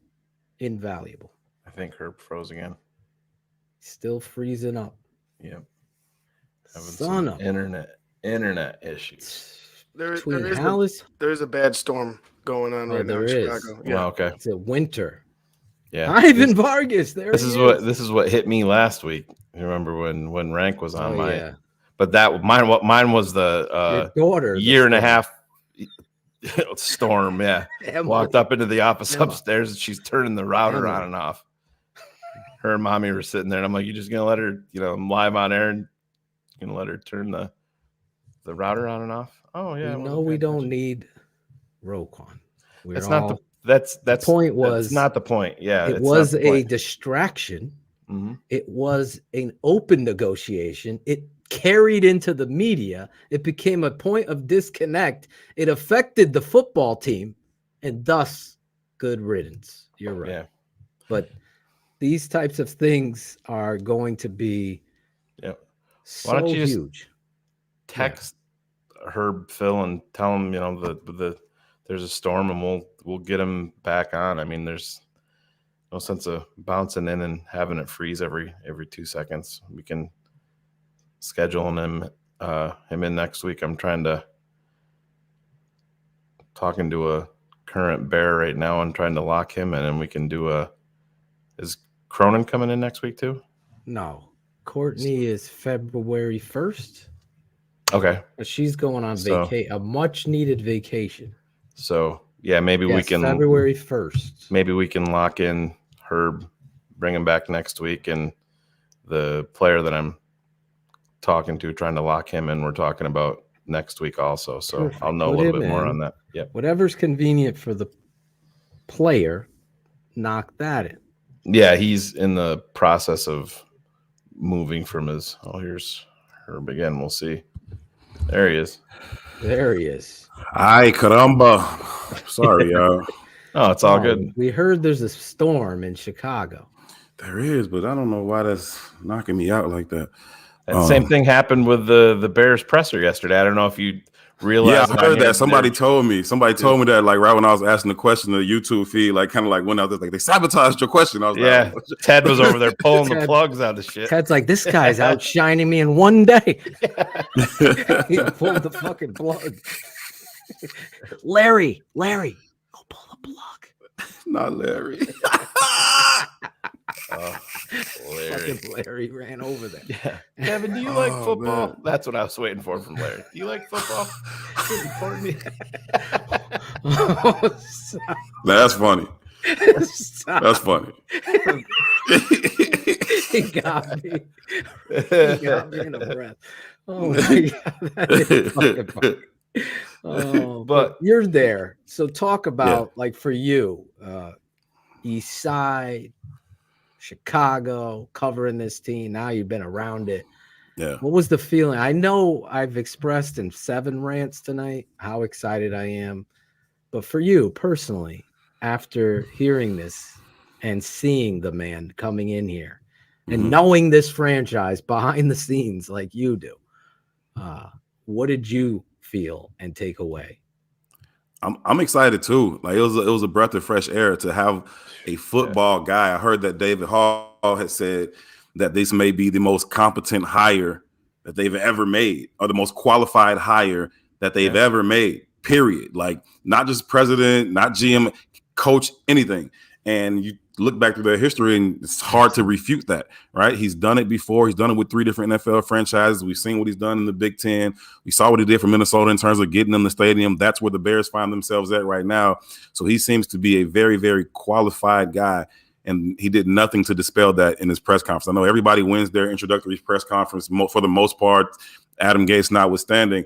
But I think that he came across as confident. He came across as a person that has a plan, a sense of direction, and he understood the value of team, the value of unity. He talked about, Dick Vermeil telling him, like, when we win the Super Bowl, everybody's ring is going to look exactly the same, right? And you heard those things kind of come through you. Him talking about Ryan Poles, you could feel the humility. You could feel that, he just wants to surround himself with smart people, empower them to go to work, give them the resources that they need, and let them do their thing, while also being a sounding board for them and overseeing their work, but not being a micromanager, not being overbearing, but also just imparting their wisdom on them. And I think his competitiveness came through. This is a guy who seems like an ultra competitive person. He talked about winning Garden of the Month, and just because he saw the sign, like, y'all got Garden of the Month, hold my beer. Like, I'm going to get that. You know what I mean? So he just seemed like that kind of guy who's really, really competitive. He's driven. He's focused.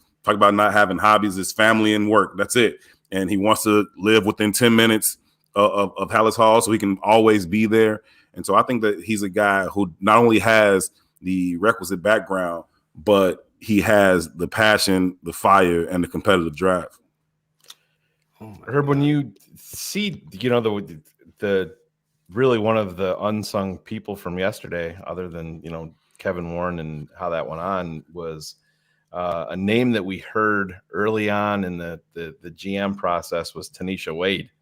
Yeah. And her getting, pointed out. And I mean, now you can speak to this, but you see the Chicago Bears, they have a black quarterback, they have a black GM, the assistant GM's a black man, and now the president and CEO is a black man. And just speak to that, because I mean, there's obviously, when you look around, not just football, not in NFL, you're talking any college sports, everything.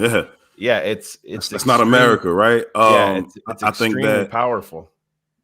Hopefully one day we'll get to a space where it won't matter, but we aren't there yet. And so, you'll get some people, it's like, oh, why does that matter? The best qualified candidate, and it's like, you're bleeding all over yourself. Like, just be quiet. You know what I mean? Exactly. It does matter. It does matter. And I think that for them to kind of intentionally or not be leading the charge in that area is really, really good. Now it's going to boil down to production. Can you do the job or not? But to give those people the opportunity to be able to do it was nice. And you had, Tanisha Wade and Soup Campbell when he was here on the search committee to find the new GM and find the new head coach. And those types of things matter. I remember running into Tanisha Wade at the DuSable Museum, which is on 51st Street, on the south side, 53rd Street on the south side. And so those types of things, or 57th Street, and those types of things matter. And she was there as the Bears were throwing some financial support behind a Chicago historian, a guy named Dilla, black dude, who just is a uber Chicago historian, and they were trying to raise money for him to get a shuttle bus, a tour bus to give his tours, and the Bears were behind that. Tanisha Wade was there that night, and I got a chance to speak to her then, and just very, very impressed by her in general. But it's refreshing to see the Bears go that way. For a long time, you talk to Black Chicago, and the feeling was that the Bears were not very inclusive, in terms of having, Black voices and Black faces in key positions. And so obviously that's not the case.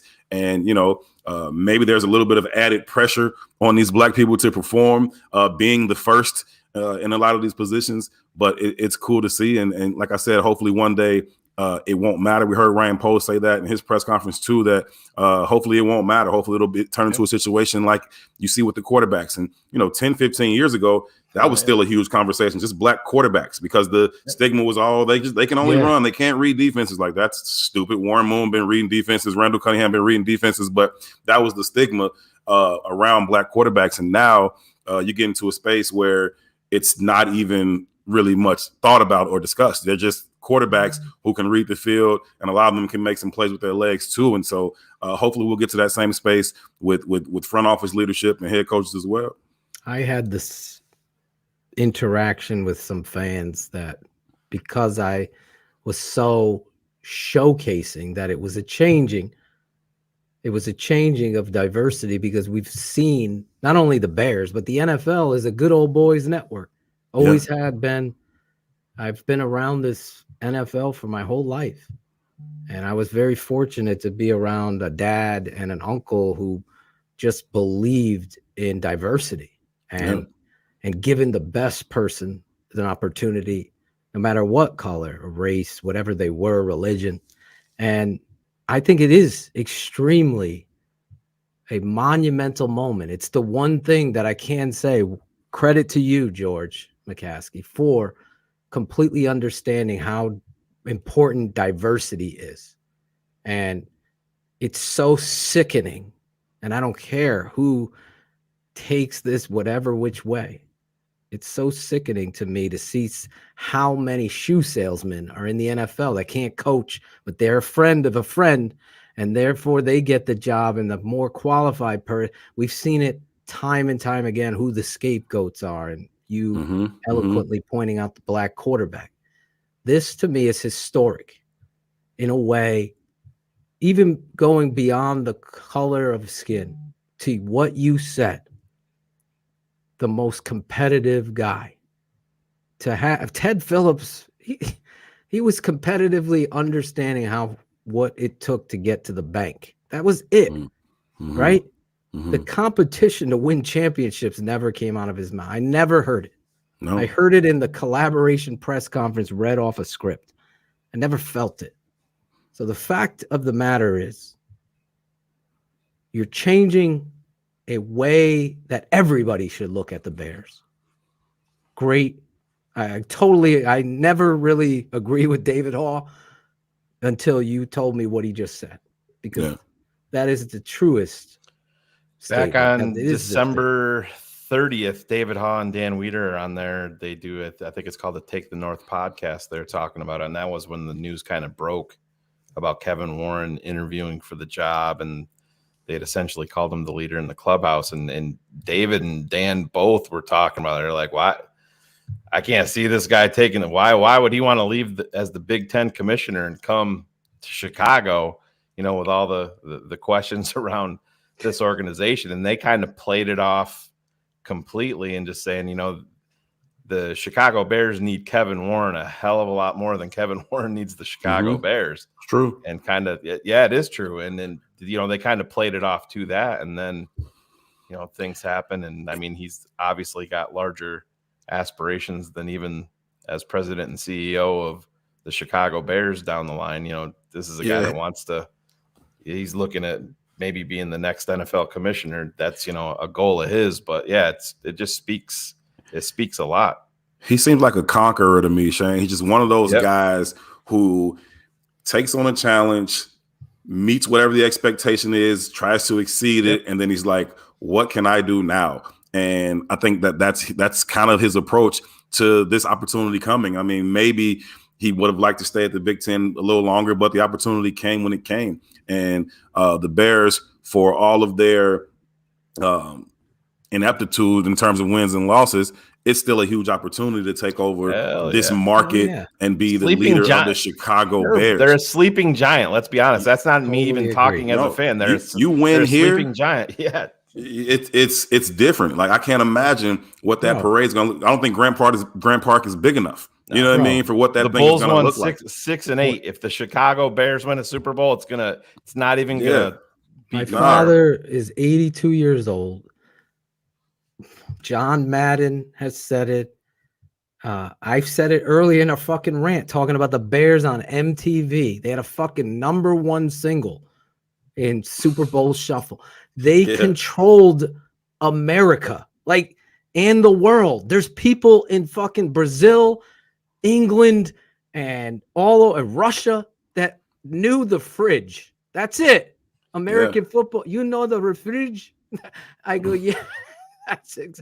And for real, that's how big. And if you win here, you do whatever you want after that. You can write your own ticket for whatever you want. I mean, we still. I mean, you see Otis Wilson and these guys walking around still to this day, and it's like, oh, Otis Wilson, and you know what I mean? Like, they will always be that way, and it's getting to the point where it's like, are we always gonna have to talk about the '85 Bears? Like, love and respect to those guys, but are we gonna always have to talk about them? Tell you that. And so I think it would be huge. I was sitting down with KD with Kenneth Davis, and did the Under Center with him the other day, and we were just talking about, is this the last thing, or is this like a destination? Could we see Kevin Warren moving on? And I definitely see him moving on at some point, but not until he builds a stadium, he wins a Super Bowl, and he raises the bottom line. I think he's going to do all three of those things for this franchise before he gets out of here. But I think he's that kind of guy that just wants the next challenge, and he's going to eventually want that to be something, whether it's NFL commissioner or whatever it may be. But I think this is pretty high atop the things that you can possibly do. Yeah, you put the Bears back on the map and make them a winning franchise. It's good for the NFL. Yeah. And if it's that good for the NFL, then your aspirations of becoming potentially the next commissioner, that's going to go up. I mean, it's all about the almighty dollar, and it's, $8 billion TV deal in the Big Ten. And then let's be honest. So the Bears are $5.4 billion right now. They secure Arlington Heights and move on with that. You're essentially doubling your franchise worth. So that's and that was my point as I got emotional. The NFL and football in general is so much better and that's not from a fan, that's from people that aren't fans. Yeah. It's so much better when the Bears are good. The NFL knows that. That's why the Bears get primetime games, even when they aren't necessarily primetime talent. You know what I mean? Exactly. The market itself dictates, hey, we'll put them on because however many millions of people are going to watch it. Exactly. And they're a brand. I said it. Me and Zorich had a pop-up show when Kevin was official before the presser. And I was like, I have traveled. I haven't traveled the world, but, out of country, even in Punta Cana, I'm meeting Bears fans because I'm rocking my Bears swag, and it's everywhere. South Carolina. That too. It's like, what up, go Bear? It's everywhere, and you just run into it. It's almost like I walked into the pharmacy yesterday to pick up my son's prescription. I'm here in New York, and you don't see a ton of Bears fans, but I had a guy come up and tap me on the shoulder. He's like, what are we going to do with the number one pick? And I'm like, what? I'm like, oh, shit. I just wasn't expecting it. But and Herb, I talked about this too. And I said, this is what, I know that we're going to get into the NFL draft talk and all that. But I said, you look at the way that this fan base is. And let's be honest, Kevin Warren talked about it too, sitting in the stands and seeing a 90-year-old Bears fan and then seeing the 5- and 6-year-old Bears fan. And I look at that young Bears fan, and that to me is the relevance with Justin Fields, and people can say this doesn't matter, but there's kids that like the Bears because they're using Justin Fields on Madden. You know what I mean? And that's absolutely relevant in today. And I mean, that speaks to the impact of this kid. And I guess let's just stay there. Talk about what your expectations are in terms of who's QB1 in 2023 for the Bears. No, he's got it. I'm sold on Justin. I'm sold on Justin. I've seen everything I need to see for me to be convinced that he's the guy that can lead you to a Super Bowl. Does he need to get better? Absolutely. Yep. Does he need to be more consistent? Absolutely. Some of those things will be taken care of just by putting more talent around him. The rest of it is on him. Some of it is on the coaching. And I think that he has all the things that you need to do. We've seen him make every throw you need to make. He hasn't done it with consistency for all the reasons I just named, but we've seen him do it. And so he can do those types of things, and he's a great leader. His teammates love him. I think he's a great person to be the face of the franchise. He's not a guy who I foresee getting into a lot of off the field issues or anything like that. Right. So I think he is the guy. That being said, if I'm Ryan Poles right now, like I was saying earlier, I'm driving up the price on this number one pick. And so I'd have called Justin in, like, hey, Justin, I'm finna go out here and say I'm not sold on you. You good, but I'm finna go hype up these kids. And listen, I love CJ Stroud and I love Bryce and I love Will Levis too. I love all those kids, and I'm blown away by them, and I can't wait to get them in the building and get them on their official visits. And I'll be at the steakhouse taking pictures with all them dudes because I want to drive the price up. But in reality, absolutely sold on Justin Fields, and I can't wait to see how he continues to develop once there's more talent around him and he continues to work on his own game. When you look at it, it's the most difficult, and I say this wholeheartedly, it's the most difficult analysis of a player because the offensive line was so poor, receiving core, and then it's banged up, and you make a trade. So you got all of these things, and then you have the number 1 pick. So you never have been there. So you have to do your due diligence on these quarterbacks to make sure. But the big thing in this is the ability to recognize that you can get your team astronomically better if you make the right move. You make the haul, you get that trade, and you got to hit on this.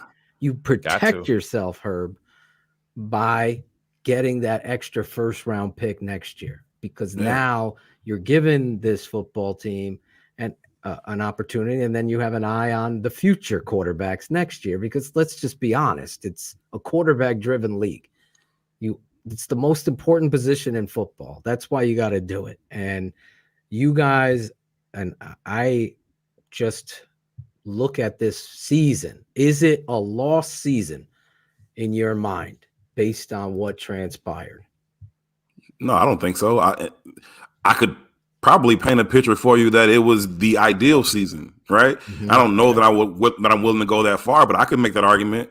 I think we continue to see Justin develop. And so I think for the most part, a lot of people just became sold that he is the guy going forward. You saw some of these young kids develop, guys that can be building blocks for you going forward. The Jaquan Briskers, the Kyler Gordons. These are pieces that you're going to be able to build with continually going forward. And so I know that some people out there are not sold on Justin Fields. And you can make that argument if you want. And I see a lot of people do different things, and they'll take snapshots of this player, snapshots of that play, and say, hey, there was a clean pocket and there was an open receiver. He didn't pull the trigger on that.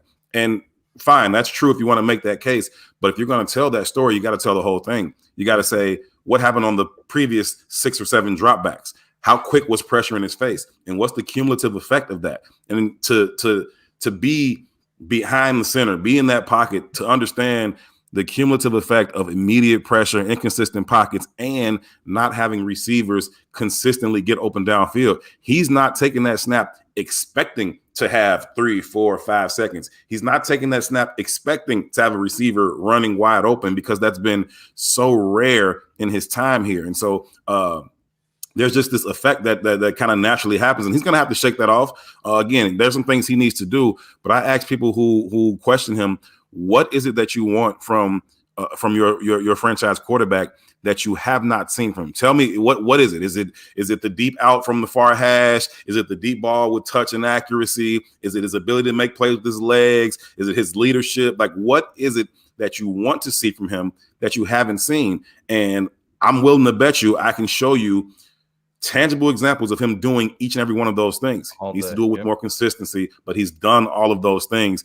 I would love to see him be able to do those things with a legitimate number 1 receiver, with a real NFL offensive line, just maybe 1 or 2 guys who may be Pro Bowlers, like this, that would be nice. Like that would be nice to see. And I'm excited to see that. So again, I'm sold on, you definitely got to do your homework on all the guys coming out and continue to.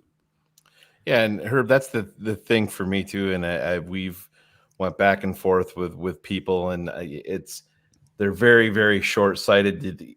If you think that you're going to bring Bryce Young here and it's going to fix everything, well, you're limiting the resources that you can put around him by not trading that pick. And it's just, and to me, and I know Phil's not ready on his end, he said, to make that declaration. I'm an Alabama guy. I mean, I got an Alabama hat on right now. Watch it all. And I would never, ever move off Justin Fields to replace him with Bryce Young. That's just this Tua thing scares me, man. This Tua thing scares me just with his size. And I like Bryce Young a lot. He's shown a lot. Yep. And I really like his game. I like his intangibles too. Smaller. And he's smaller. But he's small. You talk about Justin 6'3", 230, solid, thick. We've seen him take these hits and keep coming back. I'm concerned about the long-term health of Bryce Young. I wish him well, and I certainly believe he's got the talent, but I'm concerned about him being able to take so many hits. Again, this ain't the Philadelphia Eagles line you're bringing him into. Nope, so right. It's not even their backup offensive line in Philly. Let's be honest. I'm dead serious. That's real. Yeah. When you look at and we've talked about that. I want to see where you are with the Chase Claypool trade.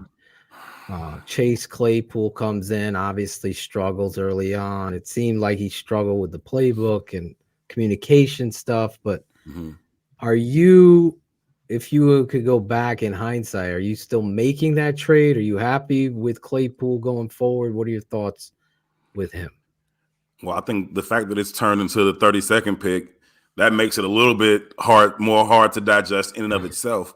But then you also got to look at, and this is something that Jason Leisure pointed out to me, and I think he's absolutely right. The Pittsburgh Steelers and the New England Patriots don't cast off young talent. That's not what they do, right? You don't see young guys leave those two organizations and then go have great careers. You can see it in reverse, where they may come there and then be good. You see a lot of guys leave Chicago and then go be good. But for the Pittsburgh Steelers to cast off young talent is a red flag for me. Now, I see the kid. He's 6'4", he's 240. He looks like he should be what you want. But for whatever reason, Mike Tomlin and all of those smart people in Pittsburgh were like, just give us our pick back, because that's essentially what they did. They just got the pick they spent on them. So they just, returned them. And that's a bit of a red flag for me. I'm not going to give up on him yet and say it was a bad trade. We got to see. I don't want to go into the season with this expectation that he's your number one wide receiver, or Darnell Mooney for that matter either. I don't want that. I'm tired of these projections about what these guys could be. Go get a number one, because if you go get a legitimate number one, and then you go into the season where, I don't care which order, Claypool and Mooney are your 2 and 3. Now you've got a formidable wide receiver core that can really do some things in this league. And so I think only time will tell. I'm not ready to say it was a bad move just yet, because he does have the physical traits that you look for. But it's a red flag when Pittsburgh gets rid of you. Same thing with N'Keal Harry and New England getting rid of you. It's just it's a little concerning when those two franchises in particular get rid of young talent. Yeah, and I mean, that's the thing. And I said on air, if I had only had the 1 second-round pick, I'm not making the Claypool trade. Then they did the Roquan deal and they got the second one. And it was, let's be honest, it was really Ryan Poles and Ian Cunningham looking at pro free agency and being like, "Phew, nothing coming down the pipe." Yeah. And that's the thing. So we're going to roll the dice, and it's an expensive roll, because you're talking a second round pick, but kid's 24 years old. And I mean, I'm falling in that line of thinking too, Herb. You got to give him an off season. And my point is, if we're going to say that everything around Justin is chaotic, I think with Claypool, you're throwing them in there just as much, with the offensive line and the coaching and Justin. And Justin, obviously. Because there's, and this is the thing, I think fans tend to forget year to year internal growth, how that can really expand upon your team completely. And that's talking about, Darnell, and talking about Justin and even Claypool. But this offseason, with all of this cap space and we talked about the free agent pool at wide receiver, how it's not great. Obviously, the move is, we saw what's going on in Tampa. We see the upheaval in Arizona. And what would be Herb's move there? If you can go out and get me D-Hop for a couple of years and you add him in with Claypool and Darnell Mooney, then you're removing any doubt who the number one is there. Or Mike Evans is another guy. Tampa Bay, if Tom's leaving, everybody's open for business. Right. So what would be Herb's move there in terms of I would find out everything I can about Devontae Adams availability. Like, if you can get that guy, go get him. And I've had this conversation and people talking about, it's going to end up being $30 million a year in a couple. Hey, they ain't paying nobody else. Like, they're not paying nobody else. And for me, you got to be trying to win the Super Bowl before you got to give Justin 250 or 300 if he turns out to be what we hope he is. You're going to have to pay him after 25. And so 23, you should be legitimately making the playoffs. 24, 25, you need to be trying to figure out how to win a Super Bowl before you got to pay that kid. And so if during those 2 years you're paying Devontae Adams or you're paying D-Hop, because some people are saying, D-Hop's too old. And it's like, too old for what? He don't got 3 more seasons left? Right. Like, exactly. Like, that's all we asking for. Because after 25, exactly. Herb's calling you out, Homer. Yeah, we after 25, you're gonna have to start to redo this thing to a little bit anyway, to retool a little bit anyway, or at least change your approach because now you have this high-priced quarterback. But until then, I don't care if they're spending money on a wide receiver or if he's 30, 31, 32. He's got 3 years of good football left in him. So I'm with it. Whatever they need to do to go get a legitimate number 1 receiver. Stop the projections with Moon. Stop the projections with Claypool. I like Moon a lot. And I'm hopeful and even optimistic on Claypool. But I need a guy that I know for sure is a number 1 receiver in the National Football League. That dude is not on this roster right now, and they need to go figure out how to get one. Well, you've seen the chart of growth in all of these young quarterbacks when they've had a number 1 receiver. All of them. It's simply put 100 out of 100. That if you go back and you look, it was around week 14 or 15 that I looked. 4 out of the top 5 receiving yardage leaders in the NFL were guys that were traded for young quarterbacks. Justin Jefferson was the lead dog that obviously, and I mean, even him, he was acquired. That pick was acquired via trade. Stephon Diggs to Buffalo. So it was a double whammy on each end. But that's the only way that you're going to get an alpha wide receiver 1 is in the trade market. And I totally agree with what you said, Herb, because people get so caught up. Listen, if DeAndre Hopkins wouldn't be available if he was 25 years old, right. He's 30, going to be 31. That's why he's available, and you're not going to be giving up a premium asset to acquire him. It's pretty rare when AJ Brown at 24 years old becomes available. Free. Yeah, becomes available. And you go back and watch the draft day coverage of when Vrabel found out that they traded him and they didn't even tell him. You seen that video? Crazy. Yeah. He smashed his phone down and got up and walked out. He was pissed off, but that's crazy. I mean, you got to have one of those guys. You saw the Bengals were able to get Jamar Chase, and you paired him with Joe Burrow, and they're in the Super Bowl. You have to have one of those guys. A couple years ago, Jalen Hurts, he can't throw. He's inaccurate. He's not on time. His throwing motion is elongated. It's slow. Well, then you give him A.J. Brown, Devontae Smith, and now he's a legitimate MVP candidate. You know what I mean? You see the same type of growth with Josh Allen and Stephon Diggs. Like that, it's just what it takes. It's it's necessary. You got to have one of those guys. Go get one. I hope they do get one. That brings me to the tight end position with Cole Kmet. A lot of people get upset with me. I haven't seen enough from Cole. I hear Ryan Poles talk about him euphorically almost. But for me on tape, I see too much inconsistency and really some of the nut and bolts blocking assignments he's not finishing, and he doesn't drop his pads and play away a 6'6" tight end should, in my opinion. He gets tackled by safeties, short of the first down marker. Has it improved? Yes, but I'm still sitting on the fence in regards. I would just leave him to prove to me this year, in year 2 of Getsy. What about you? What say you about Cole? I was real hard on Cole Kmet the entire last offseason. And when I always talk about Cole Kmet and his potential, and I was like, listen, I'm sick of talking about Cole Kmet's potential. Are you good at football or not? And I said coming to this season, I said, I'll give him to the midway point of this season to determine, is this dude good or not? And he started out slow again. But then, to his credit, he picked it up. He started to be more productive. He started to find his way in the system. He was able to make some tough catches. He was able to do some things with the ball in his hand after the catch. I don't think that he's a problem on this team to say, "Oh, we got to go find another tight end." I don't think he's not high on the list of things that we need to get done. Do you go ahead and extend him? It depends on what the price is, right? I wouldn't overpay him or anything like that. But I think he can be fine.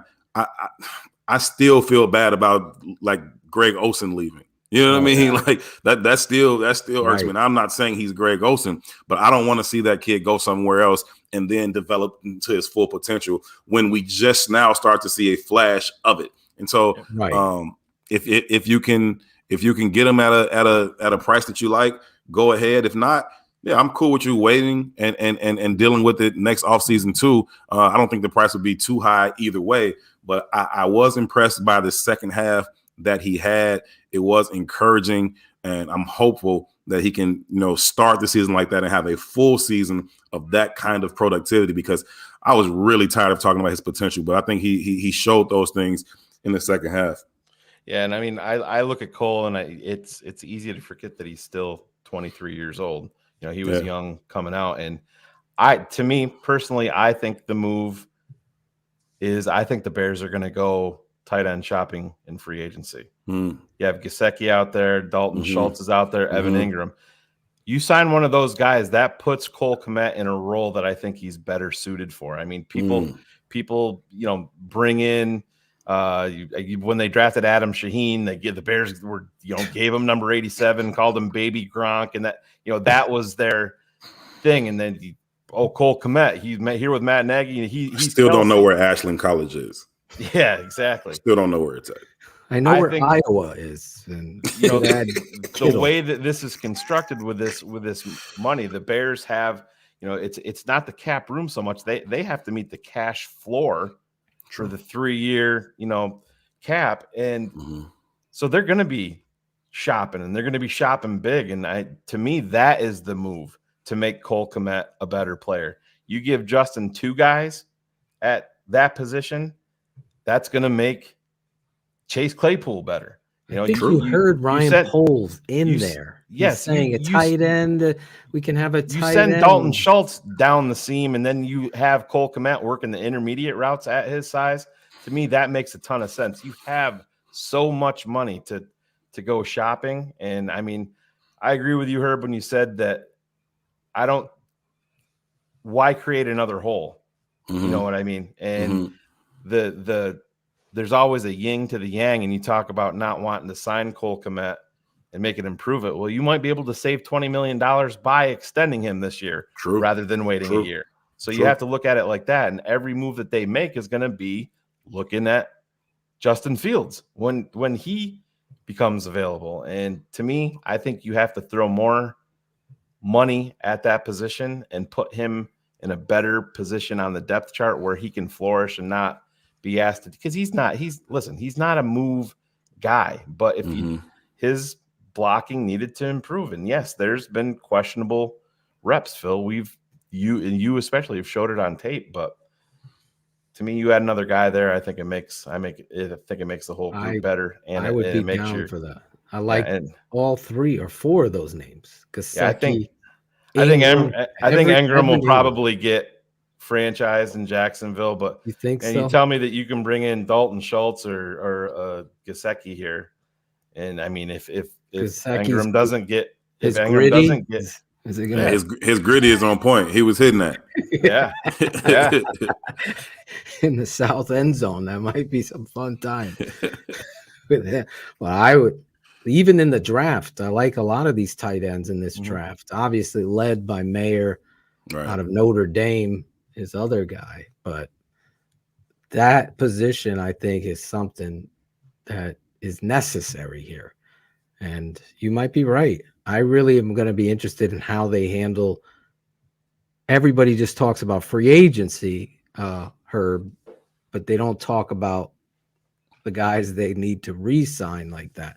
With Mooney, as you talked about, Cole Kmet, David Montgomery. and how they're going to handle those guys moving forward. Mooney's got another year. So does Kmet. I mean, David's a UFA. So no, but now with that stuff, because I don't know about you, Herb, but Shane alluded to it. People talk about cap space, but they don't talk about spending cash floor. The Bears have to spend $165 million in order to reach the cap floor of spending. Right. And that includes extensions, everything. That's extensions, your draft picks, which is only like, I forget what Cars had said about the draft cap of what it's only like, it's under 10 million or 11 million, right? Yeah, that's for the entire draft. Right. It's not a factor. But re-signing some of these guys, we can talk about David Montgomery. You heard Ryan Poles talking about him. Everyone knows how I feel about him. Your thoughts there about David, the person, and him coming back? I wouldn't do it. I like David Montgomery as a person. I like David Montgomery as a running back. I think he's dynamic. He runs hard. He's able to catch the ball out of the backfield. He's a good leader. His teammates love him. The bottom line is you can get his production without paying him. You can get his production from some combination of Khalil Herbert and another person. Khalil Herbert was like 11th in rushing before he got hurt while splitting reps with Demo. And for me, if you are not a generational talent at that position, I'm not throwing big money at you. Now, I don't know what the price is going to be. Maybe the price is something that you're comfortable with. And if it is, I would love to have David Montgomery on my football team. Please don't misconstrue what I'm saying. I love him as a player. The production is something that you can get without having to pay him. And just the business of it tells me not to make that move. There's 2 running backs, maybe 3 in the league that I would pay. It's Derrick Henry, it's Saquon, and maybe Josh Jacobs. Like everybody else, good or not, we can duplicate that. We can replicate that production. And that's really what it boils down to for me. It's not about how much you like the guy or how impressed you are with him as a runner. The production that he puts up is something that you can get from other guys. And so I personally would not spend there. I'm intrigued about the idea of Saquon Barkley. I think that's much more of a luxury than a need, but it is exciting to think about him and Justin Fields running read option. But I want to be very, very clear that I really, really like David Montgomery as a football player and a person. I don't know that I would pay him based on production. Where is because everybody talked, including you, about what is the cap of payment based on needing to pay $165 million. So there is space to pay. Yeah. So what would you? I'd be open to it. Like we gotta. What would your contract be? 3 years, 2 years? Give me a number.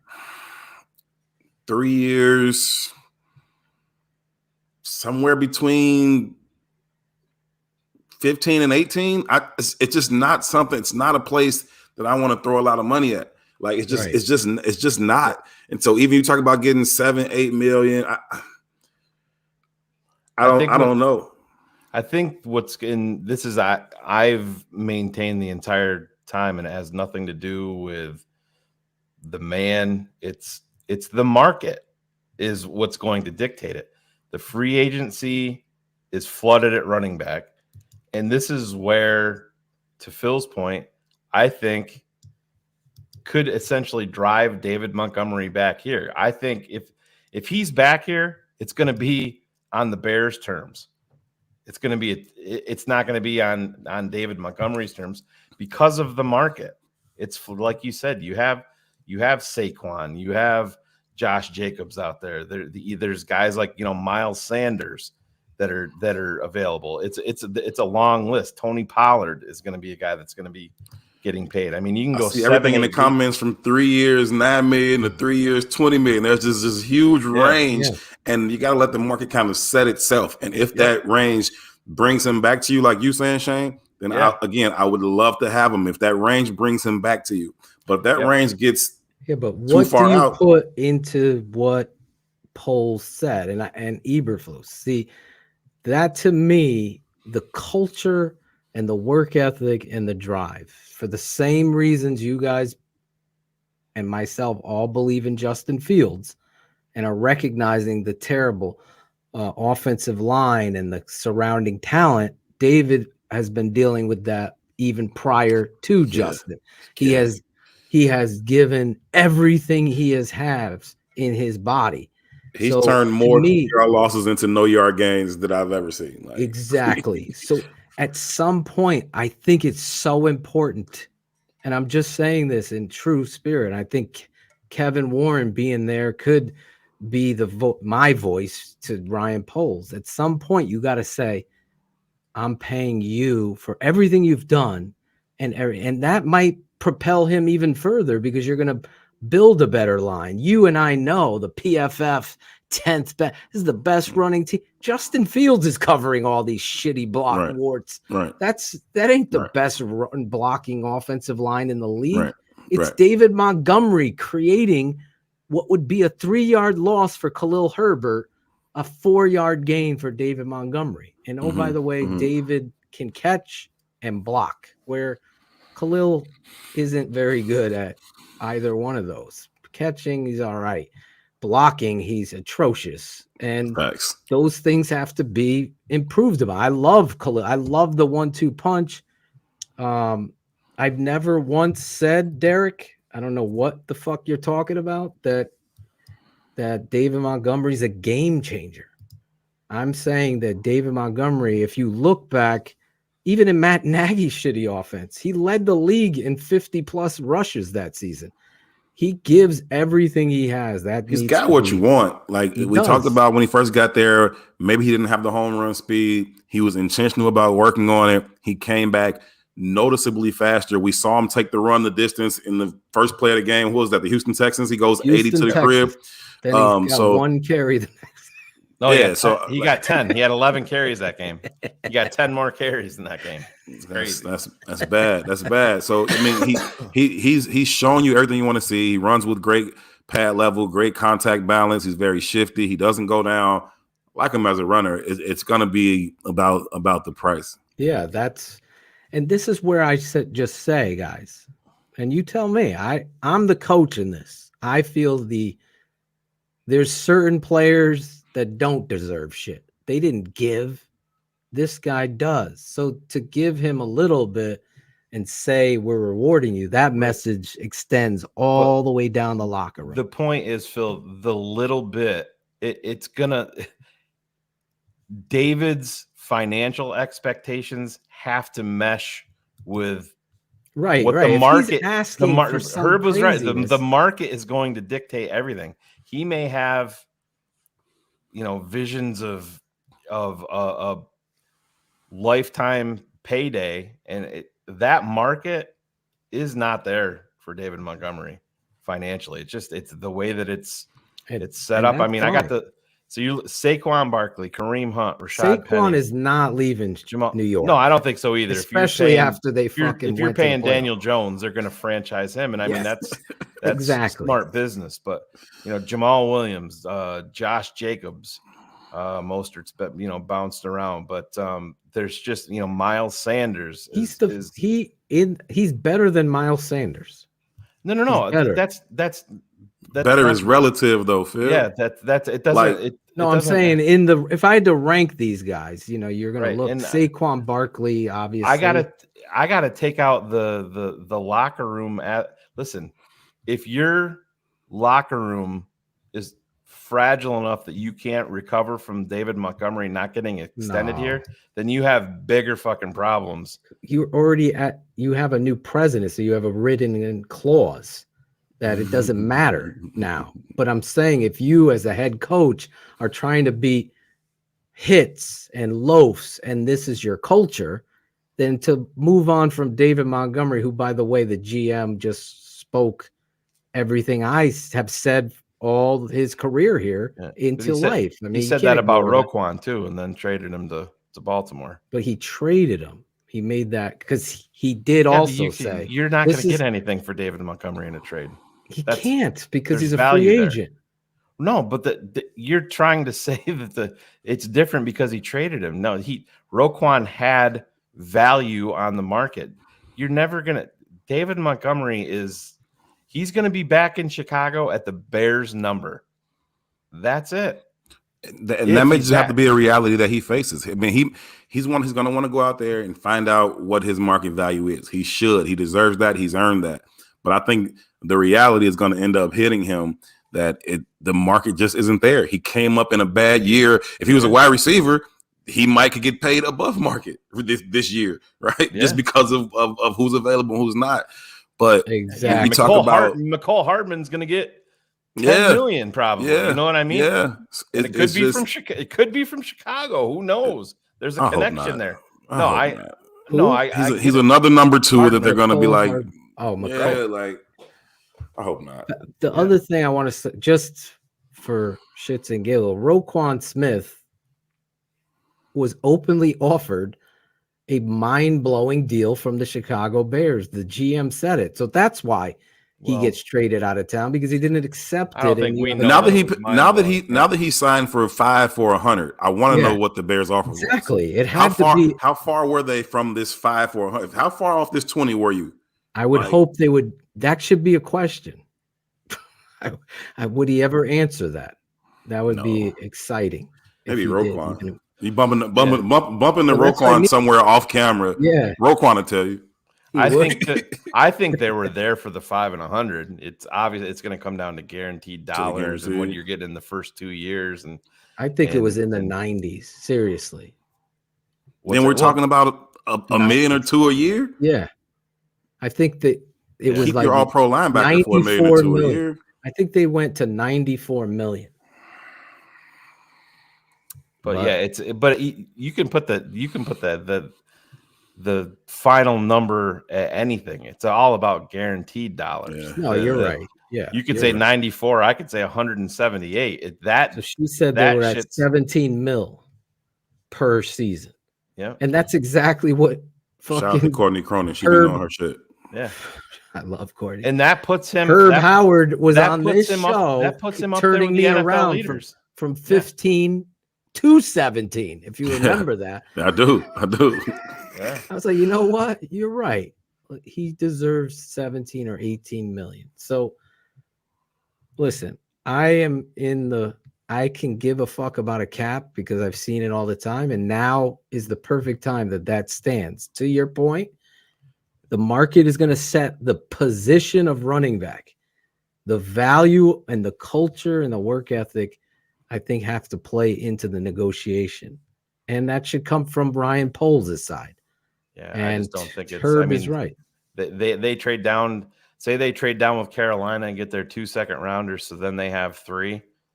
Then they go out and draft Jahmyr Gibbs, and you're going to give yourself a weapon at running back that would mesh with. I mean, that dude is a problem. Oh yeah, he's Alvin Kamara with more explosion. That dude is a problem. But that's what David Montgomery is up against, Phil. I totally agree.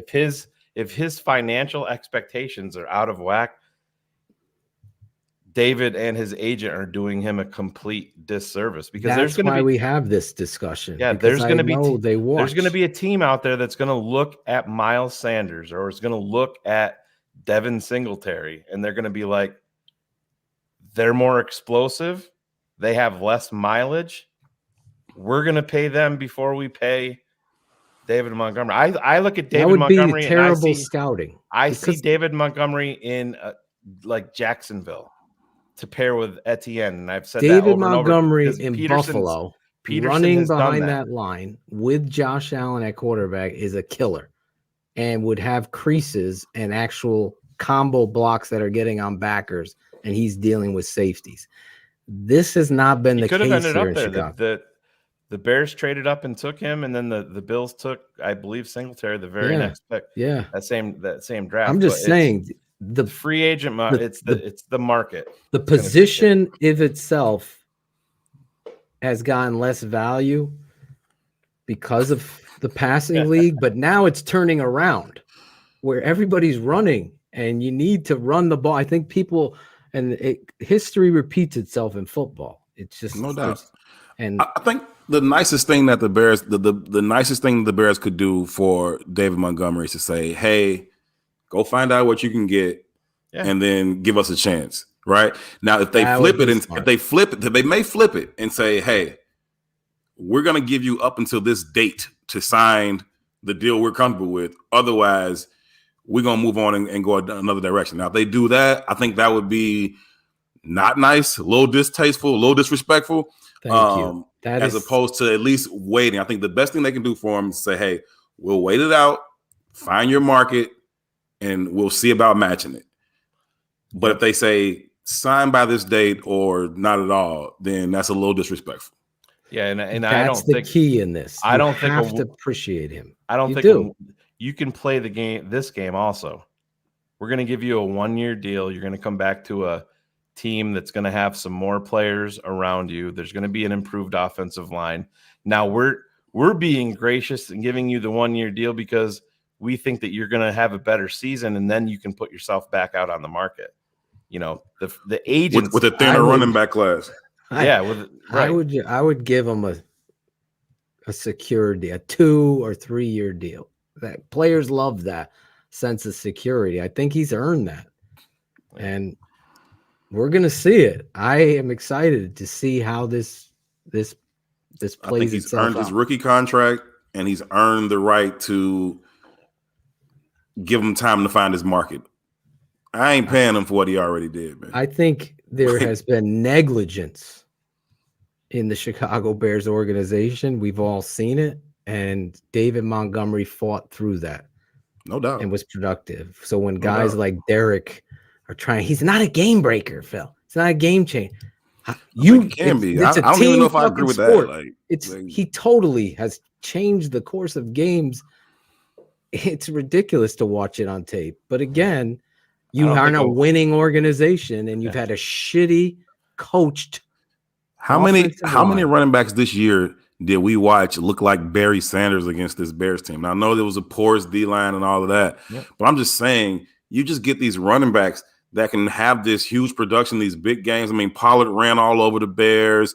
Like, there's so many guys running all over them. And I know that's, Jesus Christ, the backup, the Alexander Madison was running against the fucker. He's the backup in Minnesota. He's a free agent. You can find, all I'm saying is you can find running backs. So give them the time, let the market set. I love decide your if you're gonna match it or not. But this is show number 2 that Herb Howard has turned me into a Herb Howard fan. It was giving Roquan 17 mil. Well, they traded him. And now I believe that is the best move to do with David. Be upfront. Listen, we want you here. Go out there, see what your value is, but let it be known we are going to match that. We want you back here, but we want you to tell us what your value, and you deserve that. I think that would be great. Run to the table to match, because I think any offer that I don't think he's going to be blown away by anything. I don't know. It's just we'll see. The market's going to dictate everything. It's been a strange time. It's a flooded market. I've seen you text me like, "Holy fuck! I never thought this dude would get that money." Yeah, not a running back though, but we'll see. Yeah, Tariq Cohen. There you go. Yeah, I mean, you and I must have fucking. If died David wants to sign for 4 and 17, I'll sign him today. Yeah, that was Tariq's deal. That was Tariq's deal. At that if time, he wants to sign for that, crazy. yeah. Let's see where he goes. Offensive line, defensive line coming into free agency. All about defense, I think. There, man. Where do you think they're going here? For me, you got to deal with that defense. And when we just talked about the backup running backs that ran all over this defense, you got to address that. The secondary is too good. That back end is too good. And they did that without the benefit of a pass rush that was married with them. And so you get them some guys up front that could get some early penetration, that can stop the run, that can get you in some 3rd and longs. then that secondary can be even better. Your rookie strong safety leading you in sacks, good for Jaquan, not good for the Bears. You know what I mean? And so you got to go get some game-changing dudes on that defensive line. I don't care if they flip that entire defensive line. And it's not personal. I never want to be disrespectful to any of these guys. They're in the NFL. They're really, really good football players. But there's levels to it. And if you want the top level, you want to perform at that level, you got to go get those guys. And they don't have them right now. Just looking at those guys, they don't have them.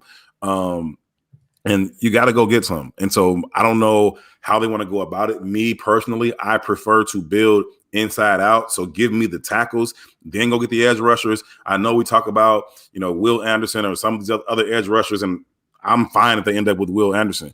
But for me, the edge rusher is more of a final piece than a first piece. If he's the first piece, I can eliminate him. I can slide to him. I can chip him. I can roll away from him. I can do a lot of things if the edge rusher is the first piece.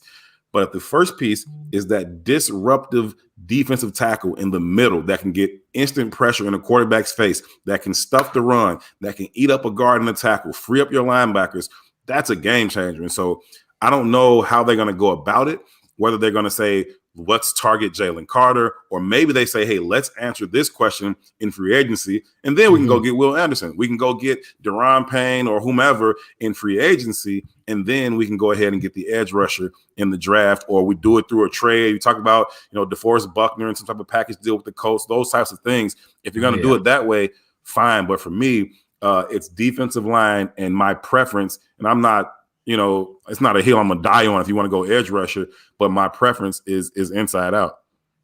Just a minute. I got to address this. Where did it go? Oh, here it is. Vincent. Right, there it is. Stop, Vincent. Stop. We don't do this here, Vincent. I'm not gonna say anything about your mother, your grandmother, but that deserves me to say something. Like, the guy was defensive player of the year before he even came to Chicago. Yeah, that's just not true. Akeem Hicks, it was a great combination. Hell, he didn't make him. He did not. That verbiage is completely wrong. Yeah, Khalil Mack. I mean, if anything, you saw quarterback stepping up into Akeem Hicks's arms because 52 was bent in the corner. You know what I mean? It's like they worked well together. I love Akeem Hicks. When he was at his best and healthy, he was as good as an interior D lineman as there was, but he didn't make Khalil Mack. Yeah. Free agency, the way that I think that this is set up, we talked about it on Cars Keys. I think that they're going to come out swinging, and I mean, fans are going to melt down. I think they're going to come out swinging and throwing bags on the defensive line. And thank you, Vincent. I love Vincent now. Yeah, but you talk, if Deron Payne hits, I mean, he's going to be setting the market at that position at 25 years old. You're giving him the Brinks truck.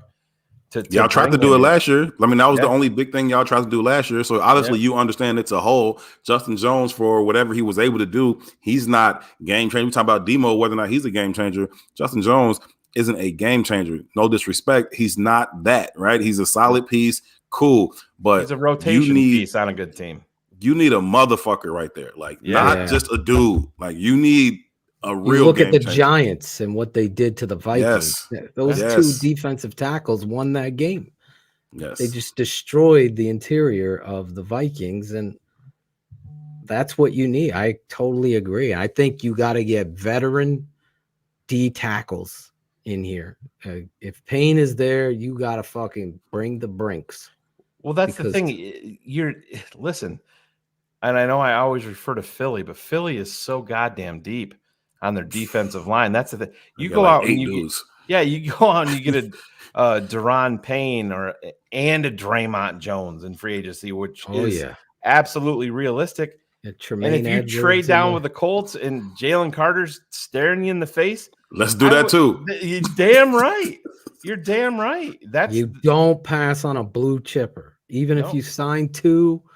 Totally agree. Like Will Anderson goes at 3. He never heard a coach like, I got too many D linemen in here. Oh man, exactly. Never heard that. You know what I need? I've You know what I seen need, it. Herb? I got to go out Fucking and Jerry I got to go out and Angelo. overspend for a running back. That's what I. That's need what I need to do. That's what I need to do. Fucking Jerry Angelo passing on opportunities to get. But no, and I mean, I don't think that they're blue chip guys, but I mean, I think that I know this is a different position, but if I'm the Bears, I'm directly involved with Tremaine Edmonds in free agency. I think he's got the length. I think you can play him in that will position. In this, I would play him at the Mike. I would put him at Urlacher's old spot because of the length. Oh, no, you could do that and then do whatever you need to do. But he's 24 years old, man, and those are the moves in free agency that you have to make. You have to make the moves for these guys that are younger. Like Javon Hargrave is a fantastic defensive lineman, but he's going to be 31 years old. You know, if you tell me that you can bring him for a 2-year deal, sure, we can talk about it. Talk about that, yeah. It's going to be interesting. I say because of so much you have to spend, you gotta freaking hammer the lines, both of them. Yeah, just get in there. Obviously, I mean, you look at the free agent market. You know, their guy, like you said, McCole Hardman, the kid from the Patriots, Jacoby Myers. He's out there. Yeah. You look at the thing about it is the way that you have to look at it. Trade. I agree with Herb there when you're saying, listen, you're not going to go out of your way to sign a McCole Hardman, but when you're telling me that I can have McCole Hardman on a team that needs to spend money and I'm going to be upgrading from Dante Pettis, you know what I mean? That's unfortunately the way that you have to look at it. That's true. You know, if you're telling me that I'm going into next season with D-Hop and Chase Claypool and a healthy Darnell Mooney and McCole Hardman, and then I can go out and draft a kid. Oh, I'm cool with that. Yeah, that's what I'm saying. That's the way. You're not bringing McCole Hardman in here to be your number one. Your number two, that's all I'm saying. Number 3. He's a piece. Jacoby Myers is another one. Ryan Cox, I know, is a huge fan, and Nate Tice talked about it. Nate Tice gave 3 names for the Bears at wide receiver that he expects them to be very involved with, and he thinks that they should go after 2. He said Jacoby Myers, Alan Lazard, and I'm trying to bring up the list. Well, Lazard has the Getsy connection. Yep. So he's like a little bit better than EQ. Yeah. Well, that's who was. Oh, and DJ Chark was the other one. No, he's better than I would say 5 times. Nate Tice said that he thinks that the Bears have to get 2 of those 3. Yeah, he did say in free agency. That was who was the third one? It was DJ Chark, Alan Lazard. Yeah, Chark. And I like Jacoby Chark. Myers. I liked him when he was coming out of Jacksonville too. You got to do something because you know about the receiving core that the Vikings have, and this receiving core that's developing in Detroit with St. Brown, and you got a healthy Jameson Williams coming down the pike like that. I still believe that dude is going to be an absolute beast in the league. You saw him on that fucking one deep, what is a flea flicker? Yeah, that dude. They called a penalty, which was a shit call. You gotta be able to combat that. He had that in a multitude of ways with that defensive line that we were talking about to put some pressure on these quarterbacks. But you also got to be able to go back and answer some of their explosiveness with some of your own. Yeah, and that's listen. If you've watched any Bears game, I've said it for years. Just watch their punt coverage, their kickoffs, and it's blinding the speed discrepancy when you're watching another team versus the Bears. You're like, Jesus, they look so slow out there compared to these other teams, and that's what I'm saying. That's what you have to add to the overall depth. And I mean, you're gonna see, like I said, you're gonna see a McCole Hardman get a deal, and you're gonna be like, holy shit! But when you have to spend it, you have to spend it. That's how bad the Bears roster is. Christian Kirk, no one believed he was going to get paid. So the position in itself in a passing league, you get someone with consistency and ability, speed. I don't even remember what the Chiefs paid the kid from the Packers. I know we were involved in that, but Valdez-Scantling. Yeah, they paid him. There. He got paid. So these guys are going to get paid. No, there's no fucking way on earth they will get Carter and Anderson. I can imagine a scenario where they're able to pull that off. Like, if that happens, we got to get this dude. Feels like they're trading Monty for the 3rd overall pick. That's how we're doing it.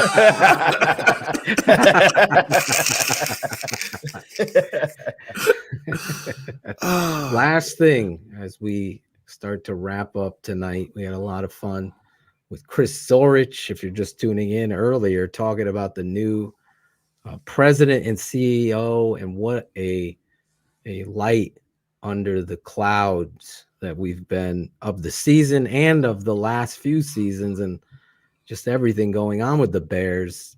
Kevin Warren is like that hot summer sun burning off those clouds. And Chris talked about it, as well as Herb. We got Herb Howard from It's the Bigs right here with us. Bears beat reporter like no other. And I got to ask you, Herb, the news came down today. Shane has been shitting on me because I'm not on Twitter, but I always ask him to send me, updated tweets because it comes out there first. All of these guys have been slacking. So I found out that Luke Getsy is going to be the head coach of the East team, I think, in the Senior Bowl. The American. Oh, they've changed it now. The American team. What are your thoughts about that? Me and Shane were kind of disappointed because the NFL kind of seems to be pushing for the East-West Shrine game. Well, that's where they're putting all their money. And listen, you want to go hang out in Vegas for the week? Or you want to go hang out in Mobile, Alabama? Good point. Good point. I think it's good that he's going to get a chance to get his hands on some of these guys, to look at some of these linemen, look at some of these receivers, look at some of these running backs that they could look at in the 2nd, 3rd round. Like, I think it's good for him to get his hands on them, and it's also good for him to get that experience and kind of be the head guy a little bit. And so I think it's a win-win all the way around. He understands what it is he's trying to implement, and so he'll be able to identify the traits from some of these guys. Like, do they have the traits that translate into what I do? And so I think it's a really, really good opportunity for him to get firsthand look, get his hands on some of these guys, and then come back. Obviously, the scouts will be there. I'm sure Ryan will be down there, but they'll be able to come back to Hallis with a really, really good perspective and understanding about some of these prospects. Yeah, he knocked it out of the park. That's where we were hoping, because the Bears obviously are 10 losses in a row, 3-10 finish, that they were going to be the coaches of the Senior Bowl. Then it turned to the East-West, and now this news. I think this is huge for the Chicago Bears. And Luke Getsy to get those hidden guys in the middle rounds of the draft, especially at receiver, that slot receiver that just stands out in practices. I think that getting an eye on these guys and seeing their work ethic in that week is going to be huge for the Chicago. Herb, real quick before we wrap it up here with you, I do have a question. As a beat reporter, being there when after the Bears game was over and everything was unfolding in Houston versus the Colts, what's like the media scrum like watching that, and what's going on? I mean, are you sitting there being like, I'll tell you exactly what happened. The game ended. We're sitting in the press box at Soldier Field, and then everybody starts tuning into the games. The game came on the TVs in there, and so now everybody's watching the game. And usually it's like clocks hit 000, everybody's scrambling to the elevator, get downstairs, get ready for open locker room, press conference, yada yada yada yada yada. Nobody moved. Everybody's just sitting there watching this game, and it's like this cluster. And Nick Moriano may have a video of it, of when the Houston Texans scored on 4th and 20, because everybody was watching. It was like, it's 4th and 20, and watching the game, and the play happens, and they throw the ball up, and the entire press box just erupted. Like, oh shit! Like we couldn't even believe it. TTNL, it was like, oh shit, and it was like that was just kind of how it was. We really couldn't believe that is, you know, how that thing came to be. And so it was a cool thing to experience. It was fun. Weren't you expecting them to miss the 2-point conversion after getting that? Yeah, and then they go for 2, and then they go get it, and we're like, damn, they just got the number 1 pick. That's kind of crazy. And it was funny because that was like, that literally was the most exciting time of the beat for the entire season. After the Bears season was over, you had the most exciting moment of the Bears beat season, and it was fun. It was a cool moment to share with everybody in the box, because we had been joking the whole game. Like, we were just all kind of saying all kind of stuff. 10 at one point. I was like, I'm watching the game when I said, "Hey, Eberflus need to challenge that Velus Jones touchdown. Like, just throw your red flag. Like, ref, I think he stepped out. Like, you know what I mean? Like, I think he stepped out of bounds right there." And so that was just kind of how we were watching. Anyway, I went to the locker room and I told Velus, I said, "Hey, you didn't understand the assignment today, bro. You was out there trying to win the game. Like, what you doing out here, man?" And so it was a really, really cool thing, and everybody stayed up there watching that game. And then we went down to open locker room and press conferences. But it was a cool thing in there for sure. Yeah, it was. I mean, we were, Phil, myself, and Ivan were all getting ready for our post game, and Phil was a little bit late getting there. And when he beeped into the green room, Ivan and I were totally fucking melting down. I'm like, motherfucker, he scored. And then I'm like, fuck, now this 2-point conversion, they're going to fucking miss it. And it's, you know, going to be a giant kick in the balls. And then they got it. It's like, oh, I mean, it was funny. David Haw was talking. David Haw talked afterwards. Fourth, going through the dude's Oh, yeah. It's like, it's crazy. Like, he just mistimed his jump a little bit. Like everything that could happen. We got to thank him, too. We got to thank that cornerback, too. Holy Got to thank him. Got to thank Lovey. Yeah. Oh, got to thank Lovey. Shout out to Lovey. I think it was David Haw that said, he goes, I knew something big was happening, because I think he said it was him and John Greenberg were the only 2 reporters for the Nathan Peterman presser. They were the only 2 people in there. He goes, we're looking around. They're like, what the hell? Probably. I mean, that game was crazy. We were joking about like Ryan Poles on the headset, like calling plays. Like, yo, the Texans just threw a pick 6. Get Tim Tom Boyle in the game right now. Like, you know what I mean? Like get him in the game. He comes in. He throws a punt to Patrick Peterson. Like Patrick Peterson could have fair caught that ball. Like, it was crazy. Like, it was like, what is that? Like, who knows? Yeah. Who knows? Yeah, it would have been so Bears for them to miss out on it, on a, you know, missed 2-point conversion, but they did it, and I'm like, oh man, it made all our job much more fun for the spring, right? Oh, damn right, damn right. Fun, a lot of stuff to break down. It's going to be a crazy, exciting off season, and hopefully we'll have to bring you on during the free agency and see where this is going, and get you on some of our patron stuff as well, where we break down the tape. Just hit me up, man. You know it. It'll be Herb Howard with the breaking TTNL Network news. David Montgomery has just signed a free agent deal with Jacksonville. Phil loses shit. You keep putting him in Jacksonville. They're going to match him up with that's Peterson loves those guys. Etienne with David Montgomery. That combo works. Peterson won a Super Bowl with that. He won with Garrett Blunt. Is anybody going to get Jordan fired Howard from this coaching staff? Are they all safe?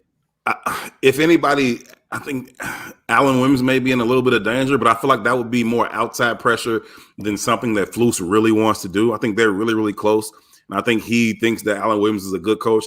I think that Alan Williams is a good coach, but I do think that he needed to have been more creative in finding ways to apply pressure. It was very, very apparent by week 5 that these 4 guys, in any combination that you put them in, were not going to be able to create any pressure. You got to be able to manufacture it, bringing some pressure from the second level, from the third level. Again, Jaquan led them in sacks, so obviously they did some of those things, but you just got to find more creative ways to manufacture some pressure. I hope he's back, because I think he is a good coach, and I like the way he goes about his business. But I think if somebody's in danger, it would be him. I think Luke is fine. I think Coach Hightower did a phenomenal job of the special teams coordinator, just in terms of all the moving pieces, all the injuries and attrition this team has to deal with, that falls heavily on the special teams coordinator. His groups are constantly changing week to week, play to play, and he did a phenomenal job with that. And so if anybody, I say Alan Williams might be in some danger, but I don't think Flus really wants to do that. Yeah, I am trying to lure him into seeing if this offensive line coach is safe because I'm not a fan of what they're doing. But again, they like Simo. Like they like Simo. Flus likes him. I think that Ryan Poles likes him.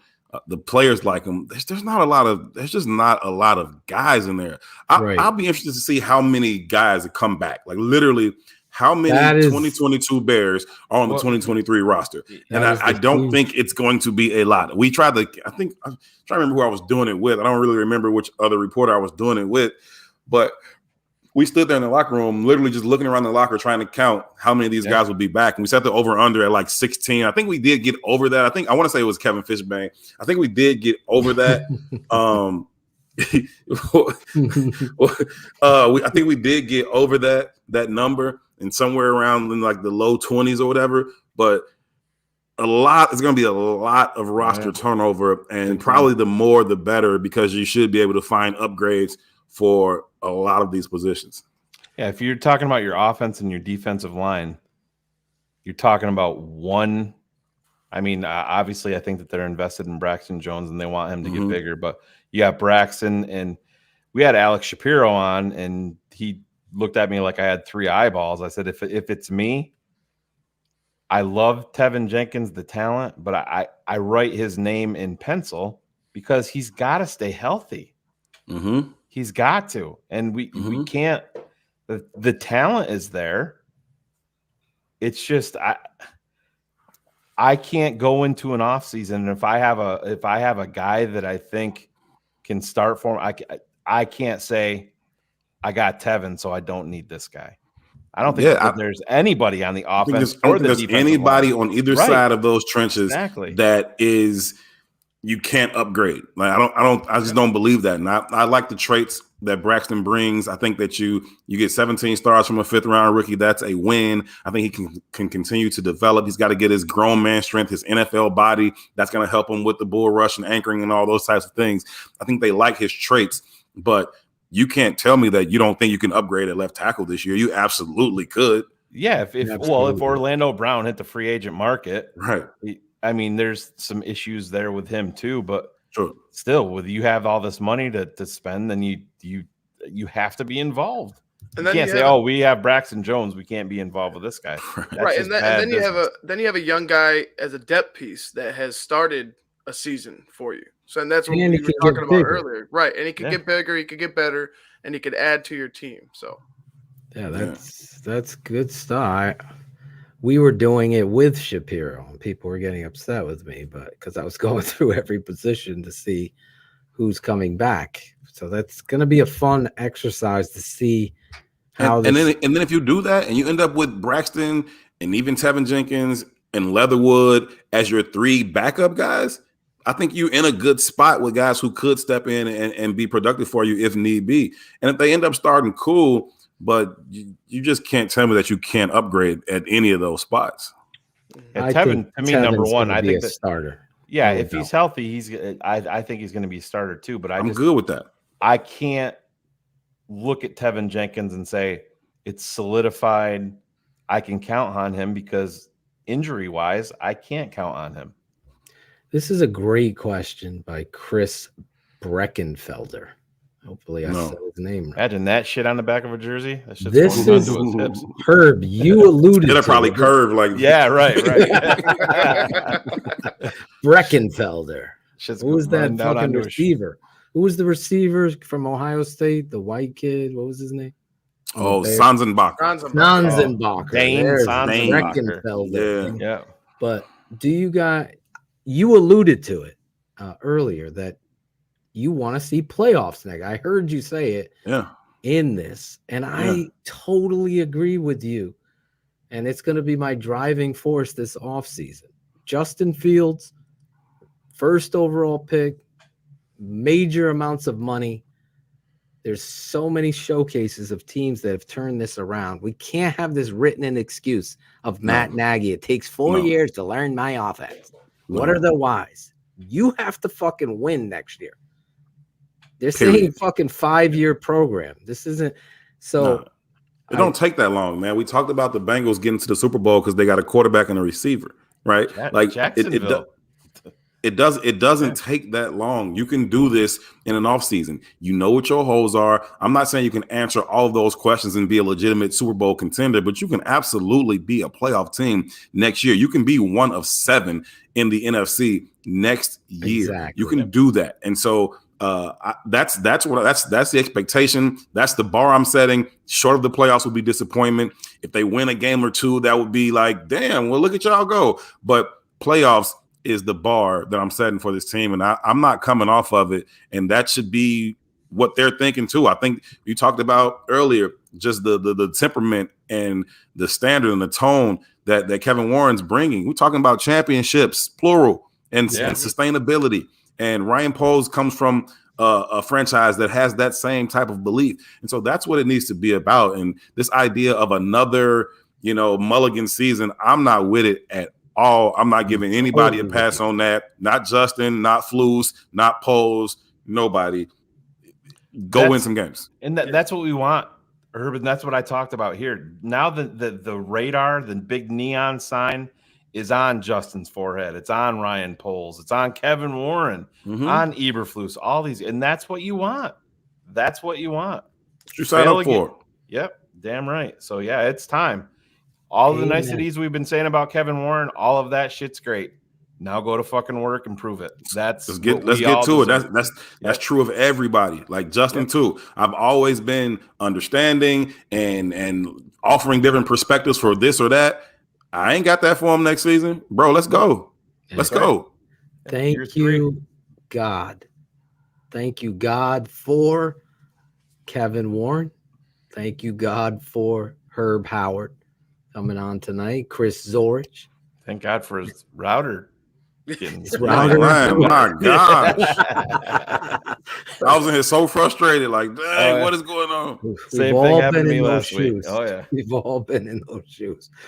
So we were feeling for you. In fact, I was texting you. Listen, if you I saw it. Schedule. I love being on with y'all, man. It's always so fun. I always appreciate it. It's always an absolute honor and a pleasure. Thanks again for having me at the TTNL party, Shane. I hate that you weren't there. How's my man Bo doing? He's my favorite TTNL family member. Like Bo. We'll clean that up in post. Her. We'll delete that.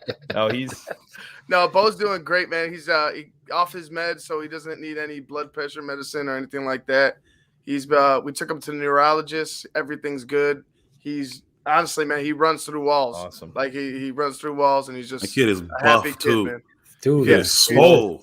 He's just a happy nose. Did you see? As soon as I walked in, Shane, as soon as I walked into the house at the party, there's this kid, and he's on the floor, and he gets up off the floor. He just grabs my leg, and he just wraps himself around my leg, and just stands there for like 2 or 3 minutes. And I'm just like talking to this kid. I didn't know it was Bo yet, right? Yeah. And so I see Ivan later, and I'm like, "Yo, what's up with Bo?" He's like, "Oh, he's right over there." I was like, "That's Bo." I was like, "That kid." As soon as I walked in the door, just grabbed my leg and just held on to it.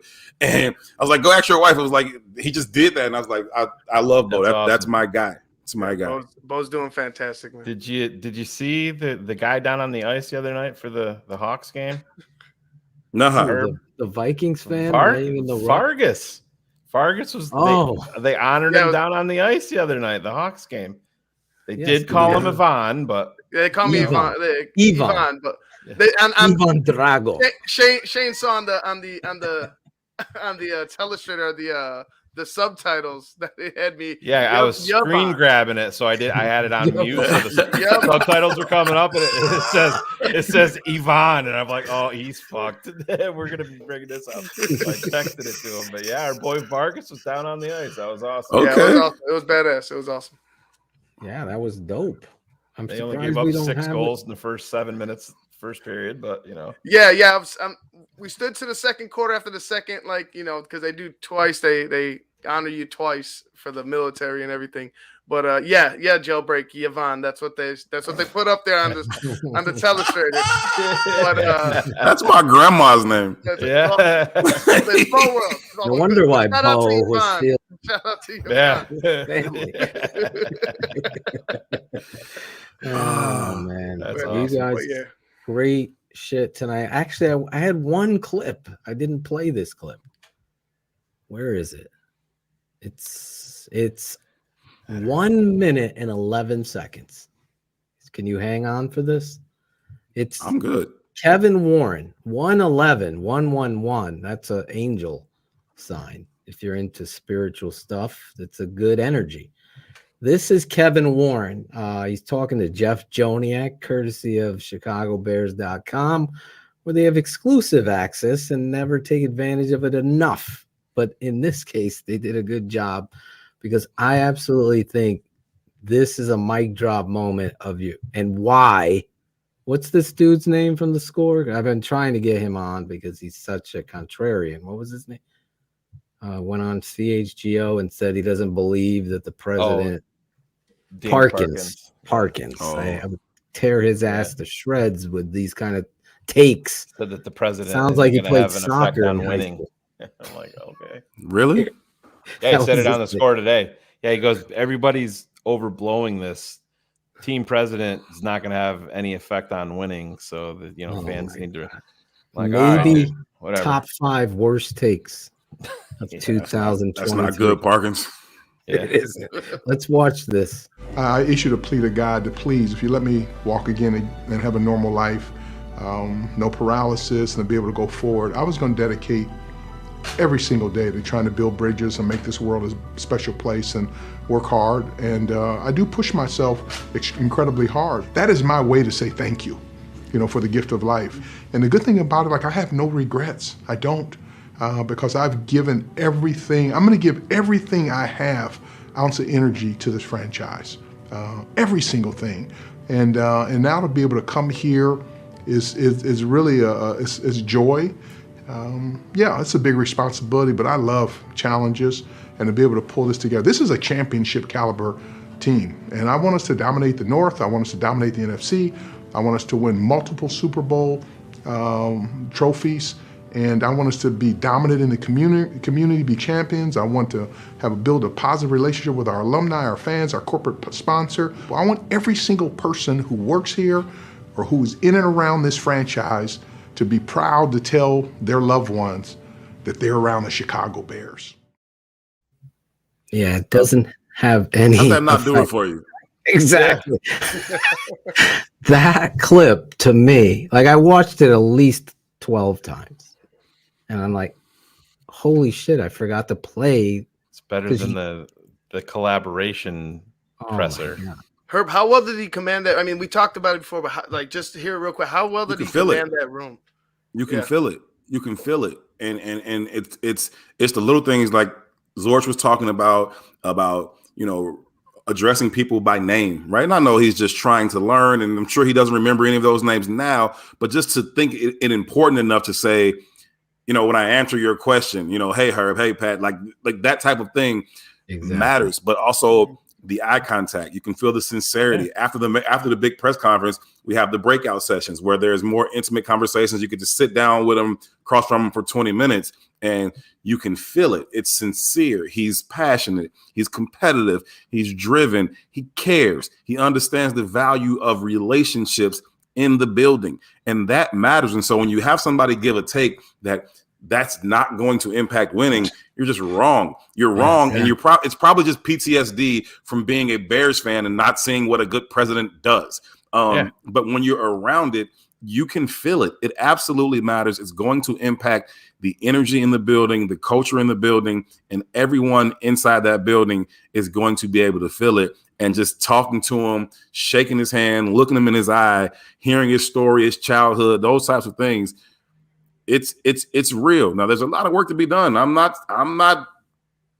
buying all, and I'm not saying that he's that just yet, but you can feel it. And I believe that he's going to go get the job done. He's got to do it, but I believe in the man, and I think that everybody in that building is going to believe in him too.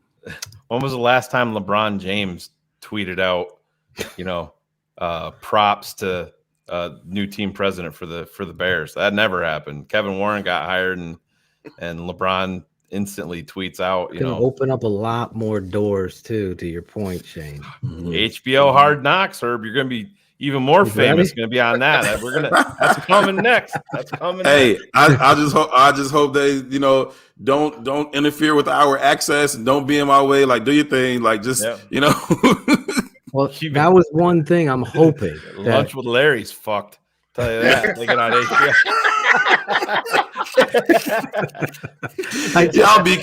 Y'all be killing Larry on this show, man. Y'all be killing Larry. I'm not saying it's not right. I'm not saying y'all wrong, but y'all be killing him. Man. I don't know if I've told the story on here, but I don't think you were here.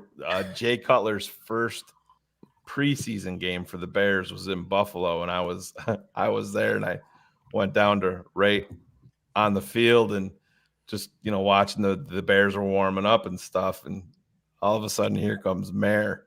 And I yelled. It was so funny. Nobody knew who the fuck he was. Of course I did. I'm like, Larry, and he points to me and he starts walking over and he goes, "You want an autograph?" And I'm like, "No, I'm good. I'm good, bro.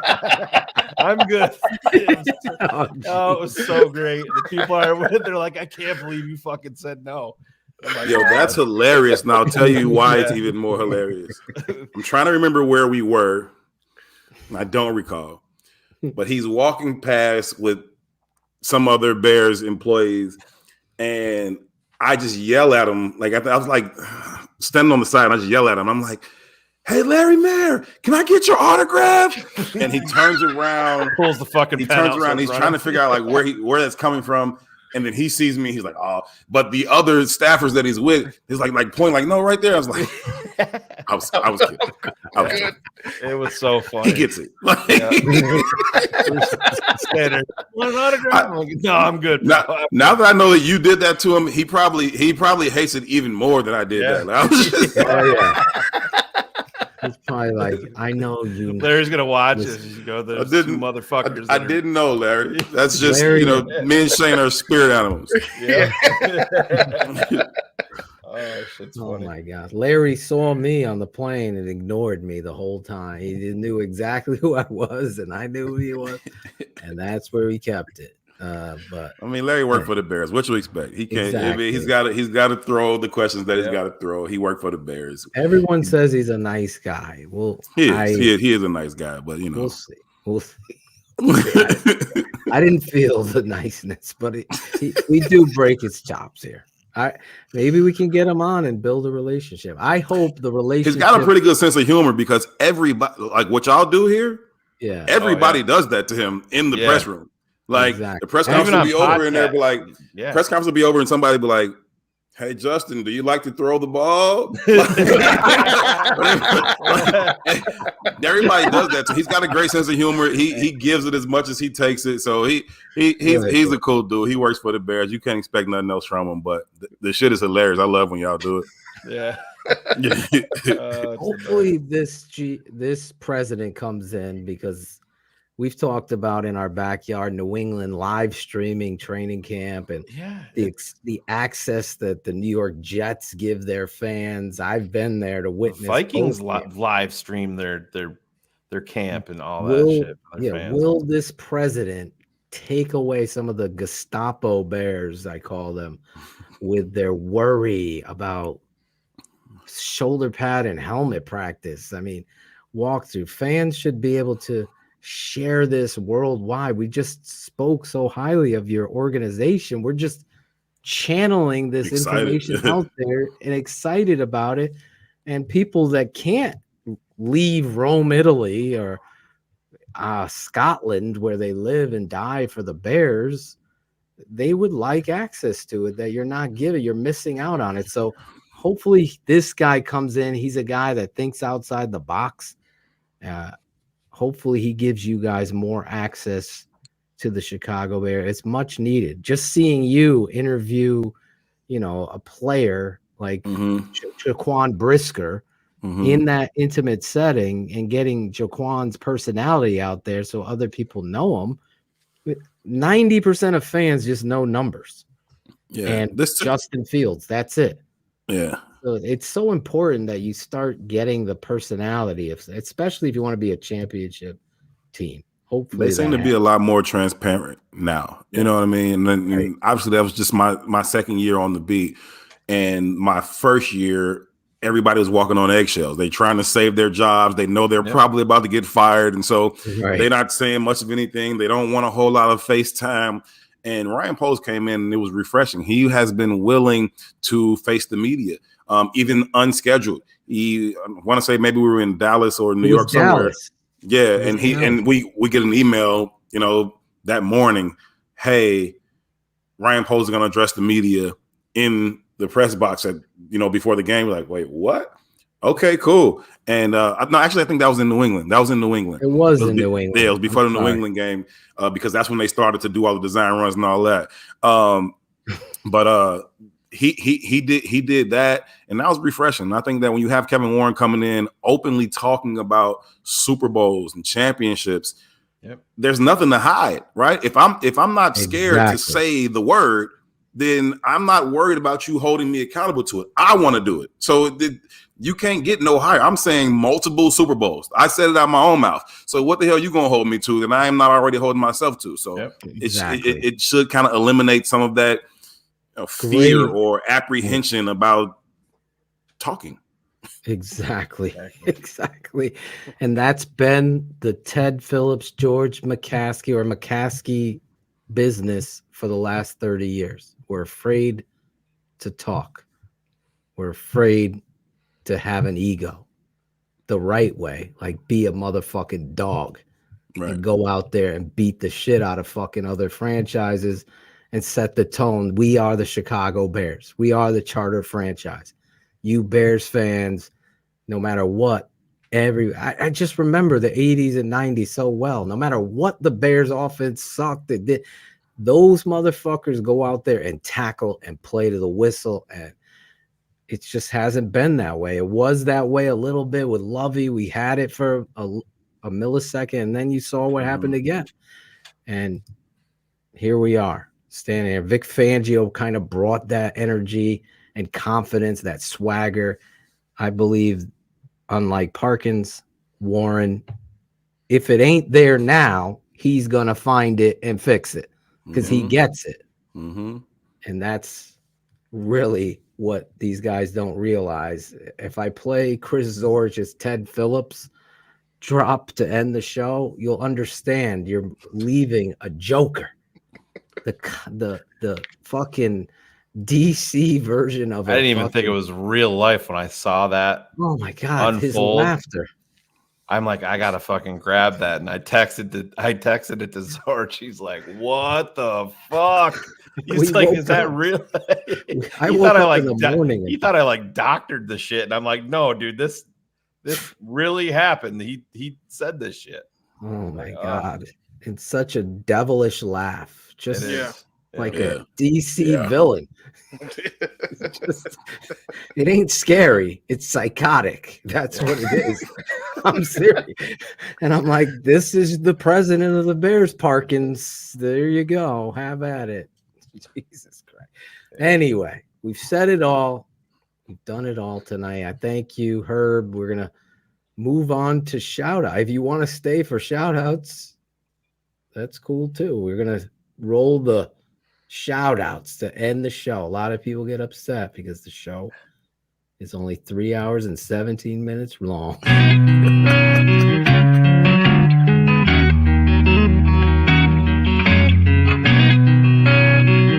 Shout out Tape Never Lies. Shout out. I know you hear me, baby. Shout out. I know you see me, baby. Shout out. We gotta holla at you. Keep it 100 crew. Gotta show love too. Shout out. I know you hear me, baby. Shout out. I know you see me, baby. Shout out. We gotta holla at you. Keep it 100 crew. Gotta show love too. From the fans in the stands to the follows on the gram. Thanks for your support, showing love in the DM. We stay Spencer strong, fight together till the end. Now it's time to shout out worldwide friends and fam like the network that keeps it real. 100 crew, so many in the world that I gotta show love to. For some, this part signal show is at its end, but for me it's so important to thank the charter members and the fans. Built the network, speak the truth through the tape, never run around the truth. No narratives we create, set them straight, no bubble screen on 4th and 8. Audio Jane getting nervous cause keeping them up too late. That's it, no more to say to get the shot of vital, but hurry up cause the postman's getting homicidal. Shout out, I know you hear me, baby. Shout out, I know you see me, baby. Shout out, we gotta holla at you. Keep it 100 crew, gotta show love too. Shout out, I know you hear me, baby. Shout out, I know you see me, baby. Shout out, we gotta holla at you. Keep it 100 crew, gotta show love too. The network that keeps it real. This is strong.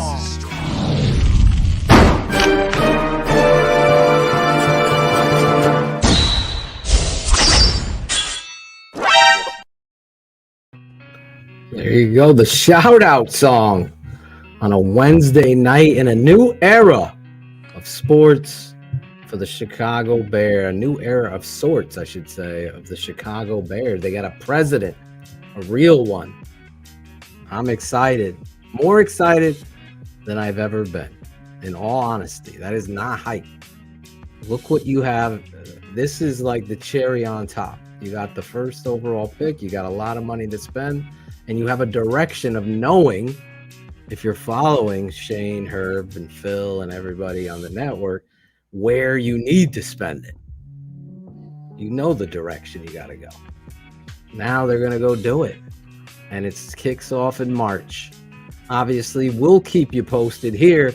If you're not a patron, sign up immediately, because this offseason coverage of the Chicago Bears is going to be like no other, whether it be free agent signing, immediately going to the tape, or obviously starting up Draft Mob. Re-announcing the drafts coverage and all that stuff is going to be coming up. We're going to be taking the tape and breaking down the tape of the prospects at areas as we play the role of the Chicago Bears front office. So we're going to take a look at all of the need areas as the Bears sit up at the top of the draft. Jalen Carter, Will Anderson, some of the sleepers up there, the kid from Clemson, Breesy. Bunch of these guys, take a look at them. Quarterbacks, you got to take a look at Andre Carter from Army. Andre Carter is a freaky, and they passed that new law, and they put it into office where Congress has also signed off on it, that now a person from the military academies does not have to go and serve their what is it? They forgo their enlistment. Their contract. So. Their contract with the military can pause as they play professionally, only to serve later on. So that's another big key area when you're scouting this freak talent in Army, which is going to be fun to watch the tape of this guy. You're going to have to check it out. Become a patron, thetapeneverlies.com. We are kicking off our draft coverage very soon. Breaking down the tape. You got X's with the O's. We're also going to have Chris Zorich with us breaking down these tapes. Coach of Toshin Sr. and former Bears quarterback Eric Kramer looking at receivers that he thinks fit the offense. Tight ends, quarterback. We're going to look at them. We good. That being said, let's send it to our guest. Shout out. Do you have anybody to shout out? Nah, man. I just want to say thanks to y'all, man. I appreciate y'all for having me on. Shout out to y'all for continuing to build this dope network and the literal network of people within it and around it, fans across the world, and players and reporters and everybody else within it. Y'all do a phenomenal job. Just shout out to y'all for what y'all have built and how y'all continue to build it. It's a marvel to watch, and I appreciate whenever y'all have me on. Wow, awesome! Somebody clip that. Yeah. Spoken like Kevin Warren over here. We're not looking for a president and CEO of TTNL, but if we were, that was a great, tremendous job. I so appreciate you coming on the network, and really the grassroots of your climb and what you guys do and how you handle yourself is just, listen, I can be honest and say I get jealous. I wish I was there to ask some questions and hold people accountable. But knowing that you're there, and some of the Phil other already, people, Larry, shut the fuck up. that definitely would happen. I can see myself. You gotta be kidding me. Or I would just be a shake of the head. I already had my walkings with the clique of media people. That was fun, but that's a story for another day. The people, and thank you so much for those kind words. That really means a lot, and you being a part of it. Obviously, next year we're totally coming back to Chicago. We have a place all picked out. The Larisons sold their house, for God's sake. And the Marsas will definitely be there. I missed you so much that day, Shane. Oh man, I told everybody in my family, I'm like, if there's funerals out, we'll record it. I'm going to Chicago. I meant to hit up the Larisons again and hit up that book collection that they had. I left with half a dozen books, but I meant to hit them up and get some more. They got a super huge dope. Yeah, that's right. I got a full series of The Wire and everything. Wire. Take that. Yeah. Phil and I know all about their love of books. Should we break that news, Phil? Should we tell them what we're talking about? So if you want, yeah. Phil and I are in a book club, if you can believe this, and there's two other members are Jim Larison and Chris Zorich. So this is Zorich's idea, and he kicked it off. Yeah, yes. He kicked it off, and we are meeting the beginning of February to talk about the book that Chris picked out to kick off our book club, and that is a book called The Godfather. So we're gonna be good for y'all. Yeah. In the most surprising news of the day. Yeah. Oh, I'm not gonna lie, I wasn't impressed. Shane reads. Yeah, right. No, Jane and Phil. Listen, I had to send Phil the link to the audiobook. I'm not gonna lie. It's my wife's like, when are you gonna have time to fucking read? I go, listen, Jim Larison and Zorich want to do it. I'm doing it. Yeah, 9 hours, 47 minutes later, that audiobook was wrapped up and ready to go, which, I mean, everybody knows The Godfather at this point, but... the book has a lot more, it's a lot more graphic. Oh, yeah. We'll say that. Actually, the audiobook was pretty dope because everybody was in character while they were doing it. Oh, really? What Yeah. did you mean about this over here? Yeah, everybody's in character, so it's can like watching a movie, lost. Just the audio version. Shane, send me the link to that. I will. Yeah, actually hit me. Herb, I switched over to I got my original Twitter back. So follow me at Wazram now, and I'll send that over to you. Yeah, it's for sure. It's actually pretty dope. Phil's right. You'll be driving. You'll be like, where'd the last 3.5 hours go? Shit. I've been driving it. You're totally just like visually awesome. seeing it. Yeah, I've never did an audiobook. This is my first one. I haven't done it either. So I'm like, I will say the first 30-40 minutes you're struggling with it, but then you like, holy shit, I just knocked out 3.5 hours, and then you get busy and you're kind of like looking, shit, I might go for a drive in my car and just play this for the next couple hours. Yeah, it's pretty dope. I was putting up the Christmas lights back during the and I'm listening in my Bluetooth headset to The Godfather, and I'm just like lost in the story. I was like, it is more detailed, and I love The Godfather. Yeah, Ivan's 100% right. There's a hell of a lot more little intricacies and graphic things that go down. But now they set my expectations so high for this audiobook. I want every audiobook to be done in character. To be like that, yeah. Yeah, and I know they're not going to be, but Yeah, it's cool how they did it. It is cool. I'm not done with it. I put it on pause. Yeah, I'll actually finish it up this week. Yep. But yeah, the TTNL Secret Book Club. Yeah, nobody picked that shit. That's for sure. Jim's, I think, is trying to pick our next book or something like that. Yeah. Oh, we got right into it. Jim sent us. That was the other thing. Jim Larison sends us these gift packages of the book club gift package. They're like Italian cookies. It's stuff from the Godfather, like from the stuff Godfather. That they're eating and all that shit. Yeah. Oh, that's thoughtful as hell. Oh yeah, this guy. When is he sending the cannolis? Yeah, that's what I said.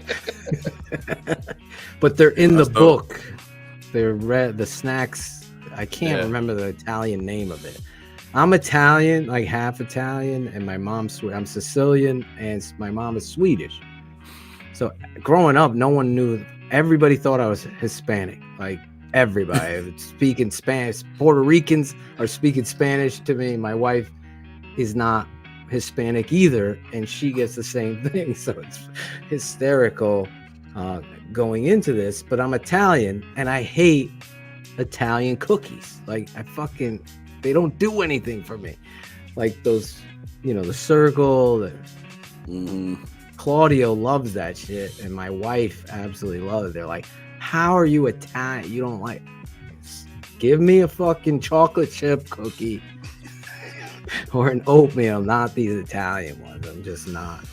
But that's I mean, you guys do look Puerto Rican. I mean, hell, Herb looks Puerto Rican too. Shane looks Puerto Rican too. Yeah. Puerto Ricans run the gamut. They can do whatever. Listen, I told the story of the security guard at my job for 5 years. I come in first thing in the morning because I got to open up. So she would speak Spanish to me, and I'm so fucking tired, because of the shows or whatever.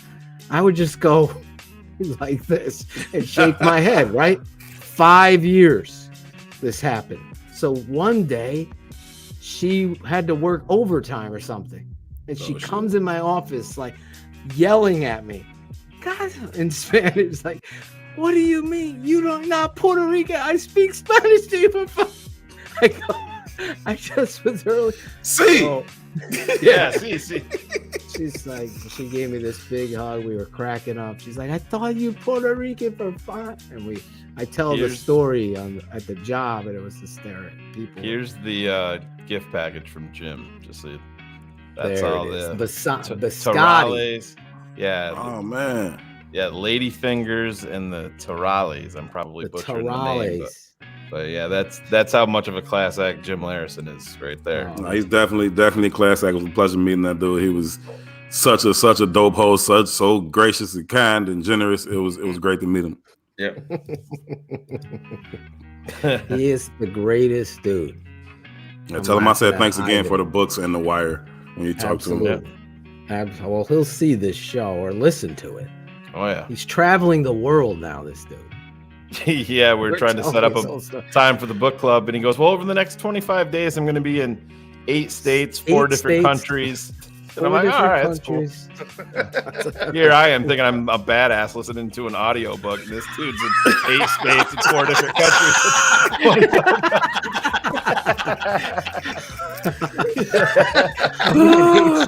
Look at me, I'm cultured. I know. Yeah, look at this kid. Fucking Larison. I'll get back to you. Shout out to Jim Larison. Ivan Vargas. You have any shout outs?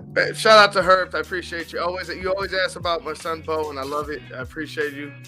You honestly, like, people in the chat saying like you're like the people's champ there in the the media room and everything, and I agree with them. Just shout out to you, man. Yes. I appreciate you coming on. Shout out to Chris Zorich for coming, doing double duty. He went and had the pop-up show, and then he came back on here, doubling down on Kevin Warren. And shout out to Kevin Warren, man. Like, honestly, he had me hooked. Like, he had all of us. Like, I know Phil wasn't there. I know we all joke because, it was dead silence once the interview started happening. But to be honest, he held our attention as well. Like, we weren't even in the building and he held our attention. Shout out to him. I wish him nothing but success, because I hope he does it, man. Like, for all of us here, as Bears fans, like, honestly, I hope he does it, because it'll be an awesome time to see him build this team up to what we believe it could be and what he believes it could be. Yo, Ivan, you said something in the back chat earlier that the Bears winning the Super Bowl won't top the Cubs winning the World Series. Are you drunk? Oh my God. There's two baseball teams in the city. All the Cubs fans and all the Sox fans are Bears fans. Harkins. You realize that? Okay. Okay. I was there. Are you telling me it's going to be the 5th largest human gathering in the history of the world? I know how big it was. It was big. Like, the history of the world. I was there. I saw people on the top of the trees and hanging on the light poles. I was there in Grand Park the whole time. It was super dope. Can you imagine how it's going to be for the Bears? I hope so. I hope it is. I hope it is. I would be going. Kenneth Davis has a comment for you. Golly, what the hell is going on?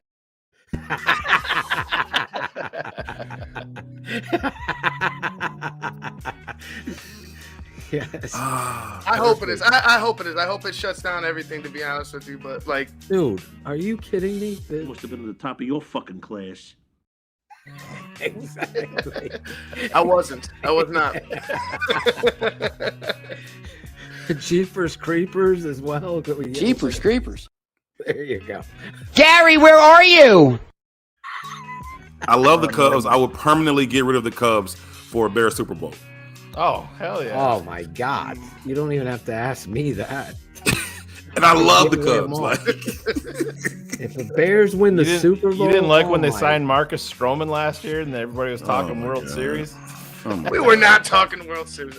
Some drunk Cubs fans probably were, but it is what it is. I would totally try to get to that parade. And I would never go to the fucking New York City ball drop for New Year's Eve. Because I hate the fucking crowds and people. But I would go to the Bears winning the Bears Super Bowl parade. You got to do it. Once you're in there, you can't leave now. That's the way that it's set up. So if you're in the city and you're there for New Year's, you're in that area. You can't even leave. You're stuck there till 2, 3 in the morning. Yeah, I'm talking. You can't even go to a fucking porta potty, which. You gotta fucking wear boots because people are just pissing on the ground. I'm dead. It's like I would never go there. No, that is true. I mean, New York is dirty on a regular day. It is. Yeah. Chicago is so much nicer, and people are nicer. The vibe. I mean, New York. I love New York for what it is. Yeah, I love New York for what it is and the energy of it, but it's different. I could never live in New York. Even I lived in Long Island. That ain't New York. I mean the city. Greg Bragg said, I just left the city. I go, you left New York? He's like, no, Chicago. I go, no. There's only one, the city. It's whoa. Ease up, Phil. That's it. This is the city.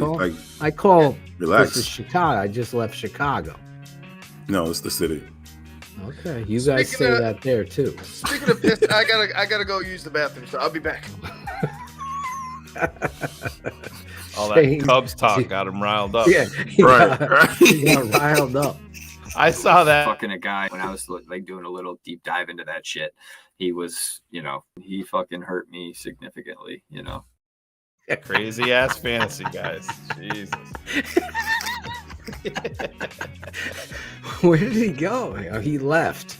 Yeah. Happy birthday to Chris Jackal. Today's his birthday? Chris Jackal, yesterday was his birthday. Oh, shit. I didn't. Happy B-Day, Jackal. Yeah, happy belated. Yeah, he left. He's got to take care of the kid. He was here. I was about to bring him on after we finished up our discussion, and then he was gone. And then I saw his son was acting on his other son, so he bounced. But damn kids, they ruin. Do you have any shout outs, Shane? Yeah, and shout out you guys. We love getting back into the groove here and heading into the off season. It's going to be a big one for Herb doing what he does and us doing what we do, and it's nice to be excited about that. it re-energizes. Yesterday re-energized me just about this franchise. It's just like, wow, now I'm not going to get totally sold on the words. I want to see actions, but it's nice to believe in somebody and see somebody up there that's believable and not trying to shove bullshit down your throat like we've been dealing with for my entire life with this franchise. So that's nice. I want to shout out Darrington Evans, Bears running back. Talked to him during the show. Locked him in. He's going to be coming on with us next week to talk a little ball. Y'all gonna enjoy that. He's a cool dude to talk to. Yeah, I'm excited about getting I sent him the list. I'm like, you got to have this. And he's like, bro, I stream. I'm good. I got you. I got everything. So, Darrington's going to come on right out the gate with us next week. So it's going to be fun. He'll talking to him. Good to talk about David Montgomery. What is his right? Yeah, there ain't no better person right then and there. Someone competing with him. Yeah. He got some opportunities when Khalil went like down. Darrington Evans. I tell you, got the first opportunities, and then Darrington got the next ones, and he took advantage of the opportunities that he had. Yeah. I thought he was way better than Mr. Ebner. Yeah, he did play better than him. Yeah, Ebner needs to get in shape. I don't know not what. Shape to me. There's something there with Ebner. I didn't see the speed. I liked him in the preseason. Then he hurt his ankle, and then to me he looked like he was heavy. He looked like he came back heavy. But Darrington's an explosive kid, man. He's got some scoot to him. So it's gonna be. You're not wrong, Shane. And Treston said that about himself. He told me, like, I want to get in better shape this offseason. I want to come back, and he talked about wanting to be punt returner and this, that, and the third. And so I think he has that same self-assessment in terms of just being in better shape and being a pro. That is good news, because once you accept that, because I mean he showed it on. You look back at his college tape, he looked like a completely different player. I mean, he reminded, not his running style, the way that he caught the football, it reminded me of Matt Forte. His hands, he had really good hands. Yeah, so he's got to get in shape. I mean, I think that Larry Borum's another guy. Got to get in shape. Larry looked too big to me. I think Tevin Jenkins needs to, slim up a little bit. So there's some guys. Flu said get the track shoes ready. We'll put them back on this offseason and get in some shape, and let's hit the ground running. Yeah. Braxton just got to get stronger. Those legs, man. He does. Get those legs. Fucking power clean. Sign up for CrossFit. Do something. Get himself ready. There's no questioning the talent, the athlete. He's just got to get stronger. And I heard his self-assessment. I think it was you that interviewed him. And he was talking about, the bull rush. Once you know that people are attacking you there, you attack your weakness. It's not something you get better at in season too much. I mean, when you're lacking that much strength, you can't. They were talking about technique, and you just got to anchor, and that's only going to get you so far. Eventually, it's going to come down to that dude is way stronger than this dude, and that's just you need an off season to be able to deal with that in an NFL, weight program that's just vastly different from Southern Utah. I don't know if I was telling y'all about Melvin Ingram. Did I tell you about that? No. When they played the Dolphins, obviously, Melvin Ingram had a bull rush on him, and he just like walked them straight back into Justin. And then like that Monday or maybe that Wednesday, they were walking in the locker room and they're doing the NFL top 100, right? And they're all putting their top 20 players in the league. I just walked past Braxton. I just leaned off and said, hey, Braxton, Melvin Ingram better be in your top 20. And he looked up and he just laughed. He was like, oh, you funny. I'm like, I was just saying. He's like, no, he got me. So he understands it, and he's honest about it. And he's, I love that. He's self-aware. You know what I'm saying? He's got a good sense of humor, but he's very, very self-aware. But I definitely messed with him about that, and we had a good laugh about it. So are you telling me that Sam Mustipher's top 100 were all defensive tackles? Is that what you're telling me? I have no idea what Sam Mustipher was doing. I don't know. Any shout out, Shane? Or is that it? Darren? Yeah, that's it. Yeah, no. Let me just finish and wrap this up. I want to shout out Herb Howard for being the true pros pro and a great friend. You know, a lot of people could say that shit, but it's just real. It's like, obviously, I don't know Herb prior to the show, but inviting you to TTNL party is wanting to extend that olive branch to get to know the person beyond the show and to build that kind of relationship. I think you do a tremendous job, and I thank you so much for coming on here and you throw the screwball right at the end to get the final strikeout there for the Cubs. That story is classic. It just makes me like you and makes me appreciate Braxton Jones even more. And that if you could laugh at yourself, trust me, I get the most shit on this show and I laugh at myself. But that's just going to make you the better person for the long haul. Then you find your weaknesses to make them stronger.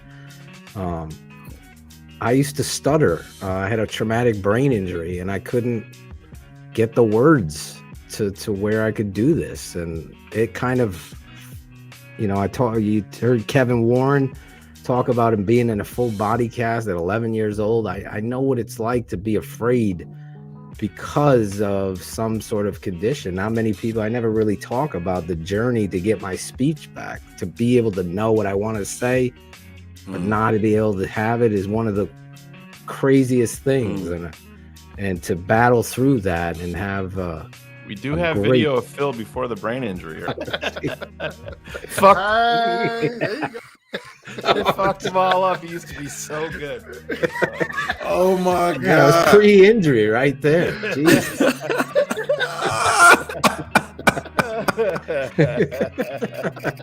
Oh my God. Oh, you're crazy, man. You are fucking Somehow I didn't see that coming. Like I should have known that you I just said I thought it was like some Photoshop or some shit. Oh my God. Oh man. Anyway, shout out to you, Herb, for everything you do for us fans. Shout out to Chris Zorich. Ivan, you said it perfectly, doubling down, coming on here. Really, I know Chris on the private side of what he felt and what he needed. I think not only because Kevin's his friend and the relationship that Kevin eloquently told the world, but I think knowing that there's change up at top is going to help a lot of these alumni feel better about the direction of this football program and what they're going to do there. And Kevin Warren knocked it out of the park. So shout out to Kevin Warren, Chris Zorich, you fans that I can't do a better job than Herb did from all over the world to become a part of the TTNL family and the fabric of what we do here, from Shane's jokes and pulling the fucking rug out from under us right now to the insight and the passion. If you don't have the passion or the drive, it's like a dead ass beat reporter or president and CEO. You just don't care. And that comes through in your writing, your verbiage, your music, whatever it is. If you just are going through the motions, that'll never happen here. And when it does get to that point, I will stop doing the show and breaking down the Bears. I had a fan reach out to me and said, Phil, I'm on the YouTube channel. I don't see any more of your video breakdowns. I hope you didn't put it all behind the Patreon wall. And I really enjoyed it. I go, for the first time in my life, Herb, I put myself first. My wife has been pushing me. You know what? I spend 18 hours breaking down tape, narrating, producing it. That's valuable time, energy. You want to see me break down the tape like nobody else with my humor and pointing out the truth, then it's going to be sign up to become a patron. It's intellectual capital, man. Ain't nothing wrong with that, bro. Exactly. And that's where it took me a long time because I worry about everybody too much. But as I get older, because I am the eldest one here, I might not look really. it. Yeah, I'm the oldest. We were just talking about that. I'm gonna be 50 years old. Can you believe it? In July. Yes. No, I'm kidding. Well, happy birthday. Well, every time you come on this show Wednesday night, there's therapy, whether it be from the fans or the guest or the conversation or the debate. I can't thank everybody enough, because even sometimes where I'm like, I got to do the show tonight. I hope we wrap up by 11. I want to get some sleep or whatever it is. Then you just get into it. And it's so therapeutic and fun. And you fans deserve a real tip of the cap for your support. We totally appreciate it. And I hope you appreciate what we do here. Really, I'm telling you, become a patron. Subscribe to our YouTube channel and follow Herb Howard and Ivan and Shane on Twitter. Ivan, if Shane doesn't share breaking news, please share it with me, or Herb, send me a text if something's going down, because I am totally just chilling in Instagram trying to catch up with you guys. I was just trying not to lose my. I was in one of those meetings where you have to put your cell phone down before you enter the room, and I still had it in my pocket, and my phone was blowing up, and I looked down, and I'm like, oh shit, I got to put this on Patreon real quick. So I'm trying not to get caught. It feels like you didn't tell me about this. I'm like, I'm trying not to get fired. Leave me the fuck alone. I know. I can't believe I found out Gatsby on my own. Yeah. But that's good news for the Bears. Great show tonight.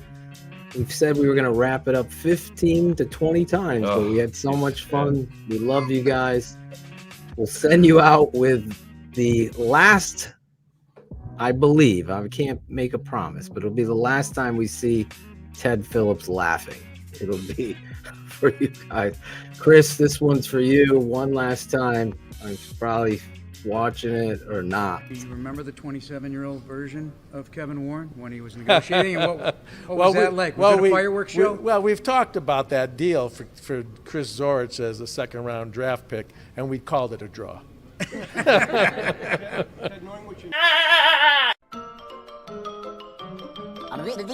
That's all, folks.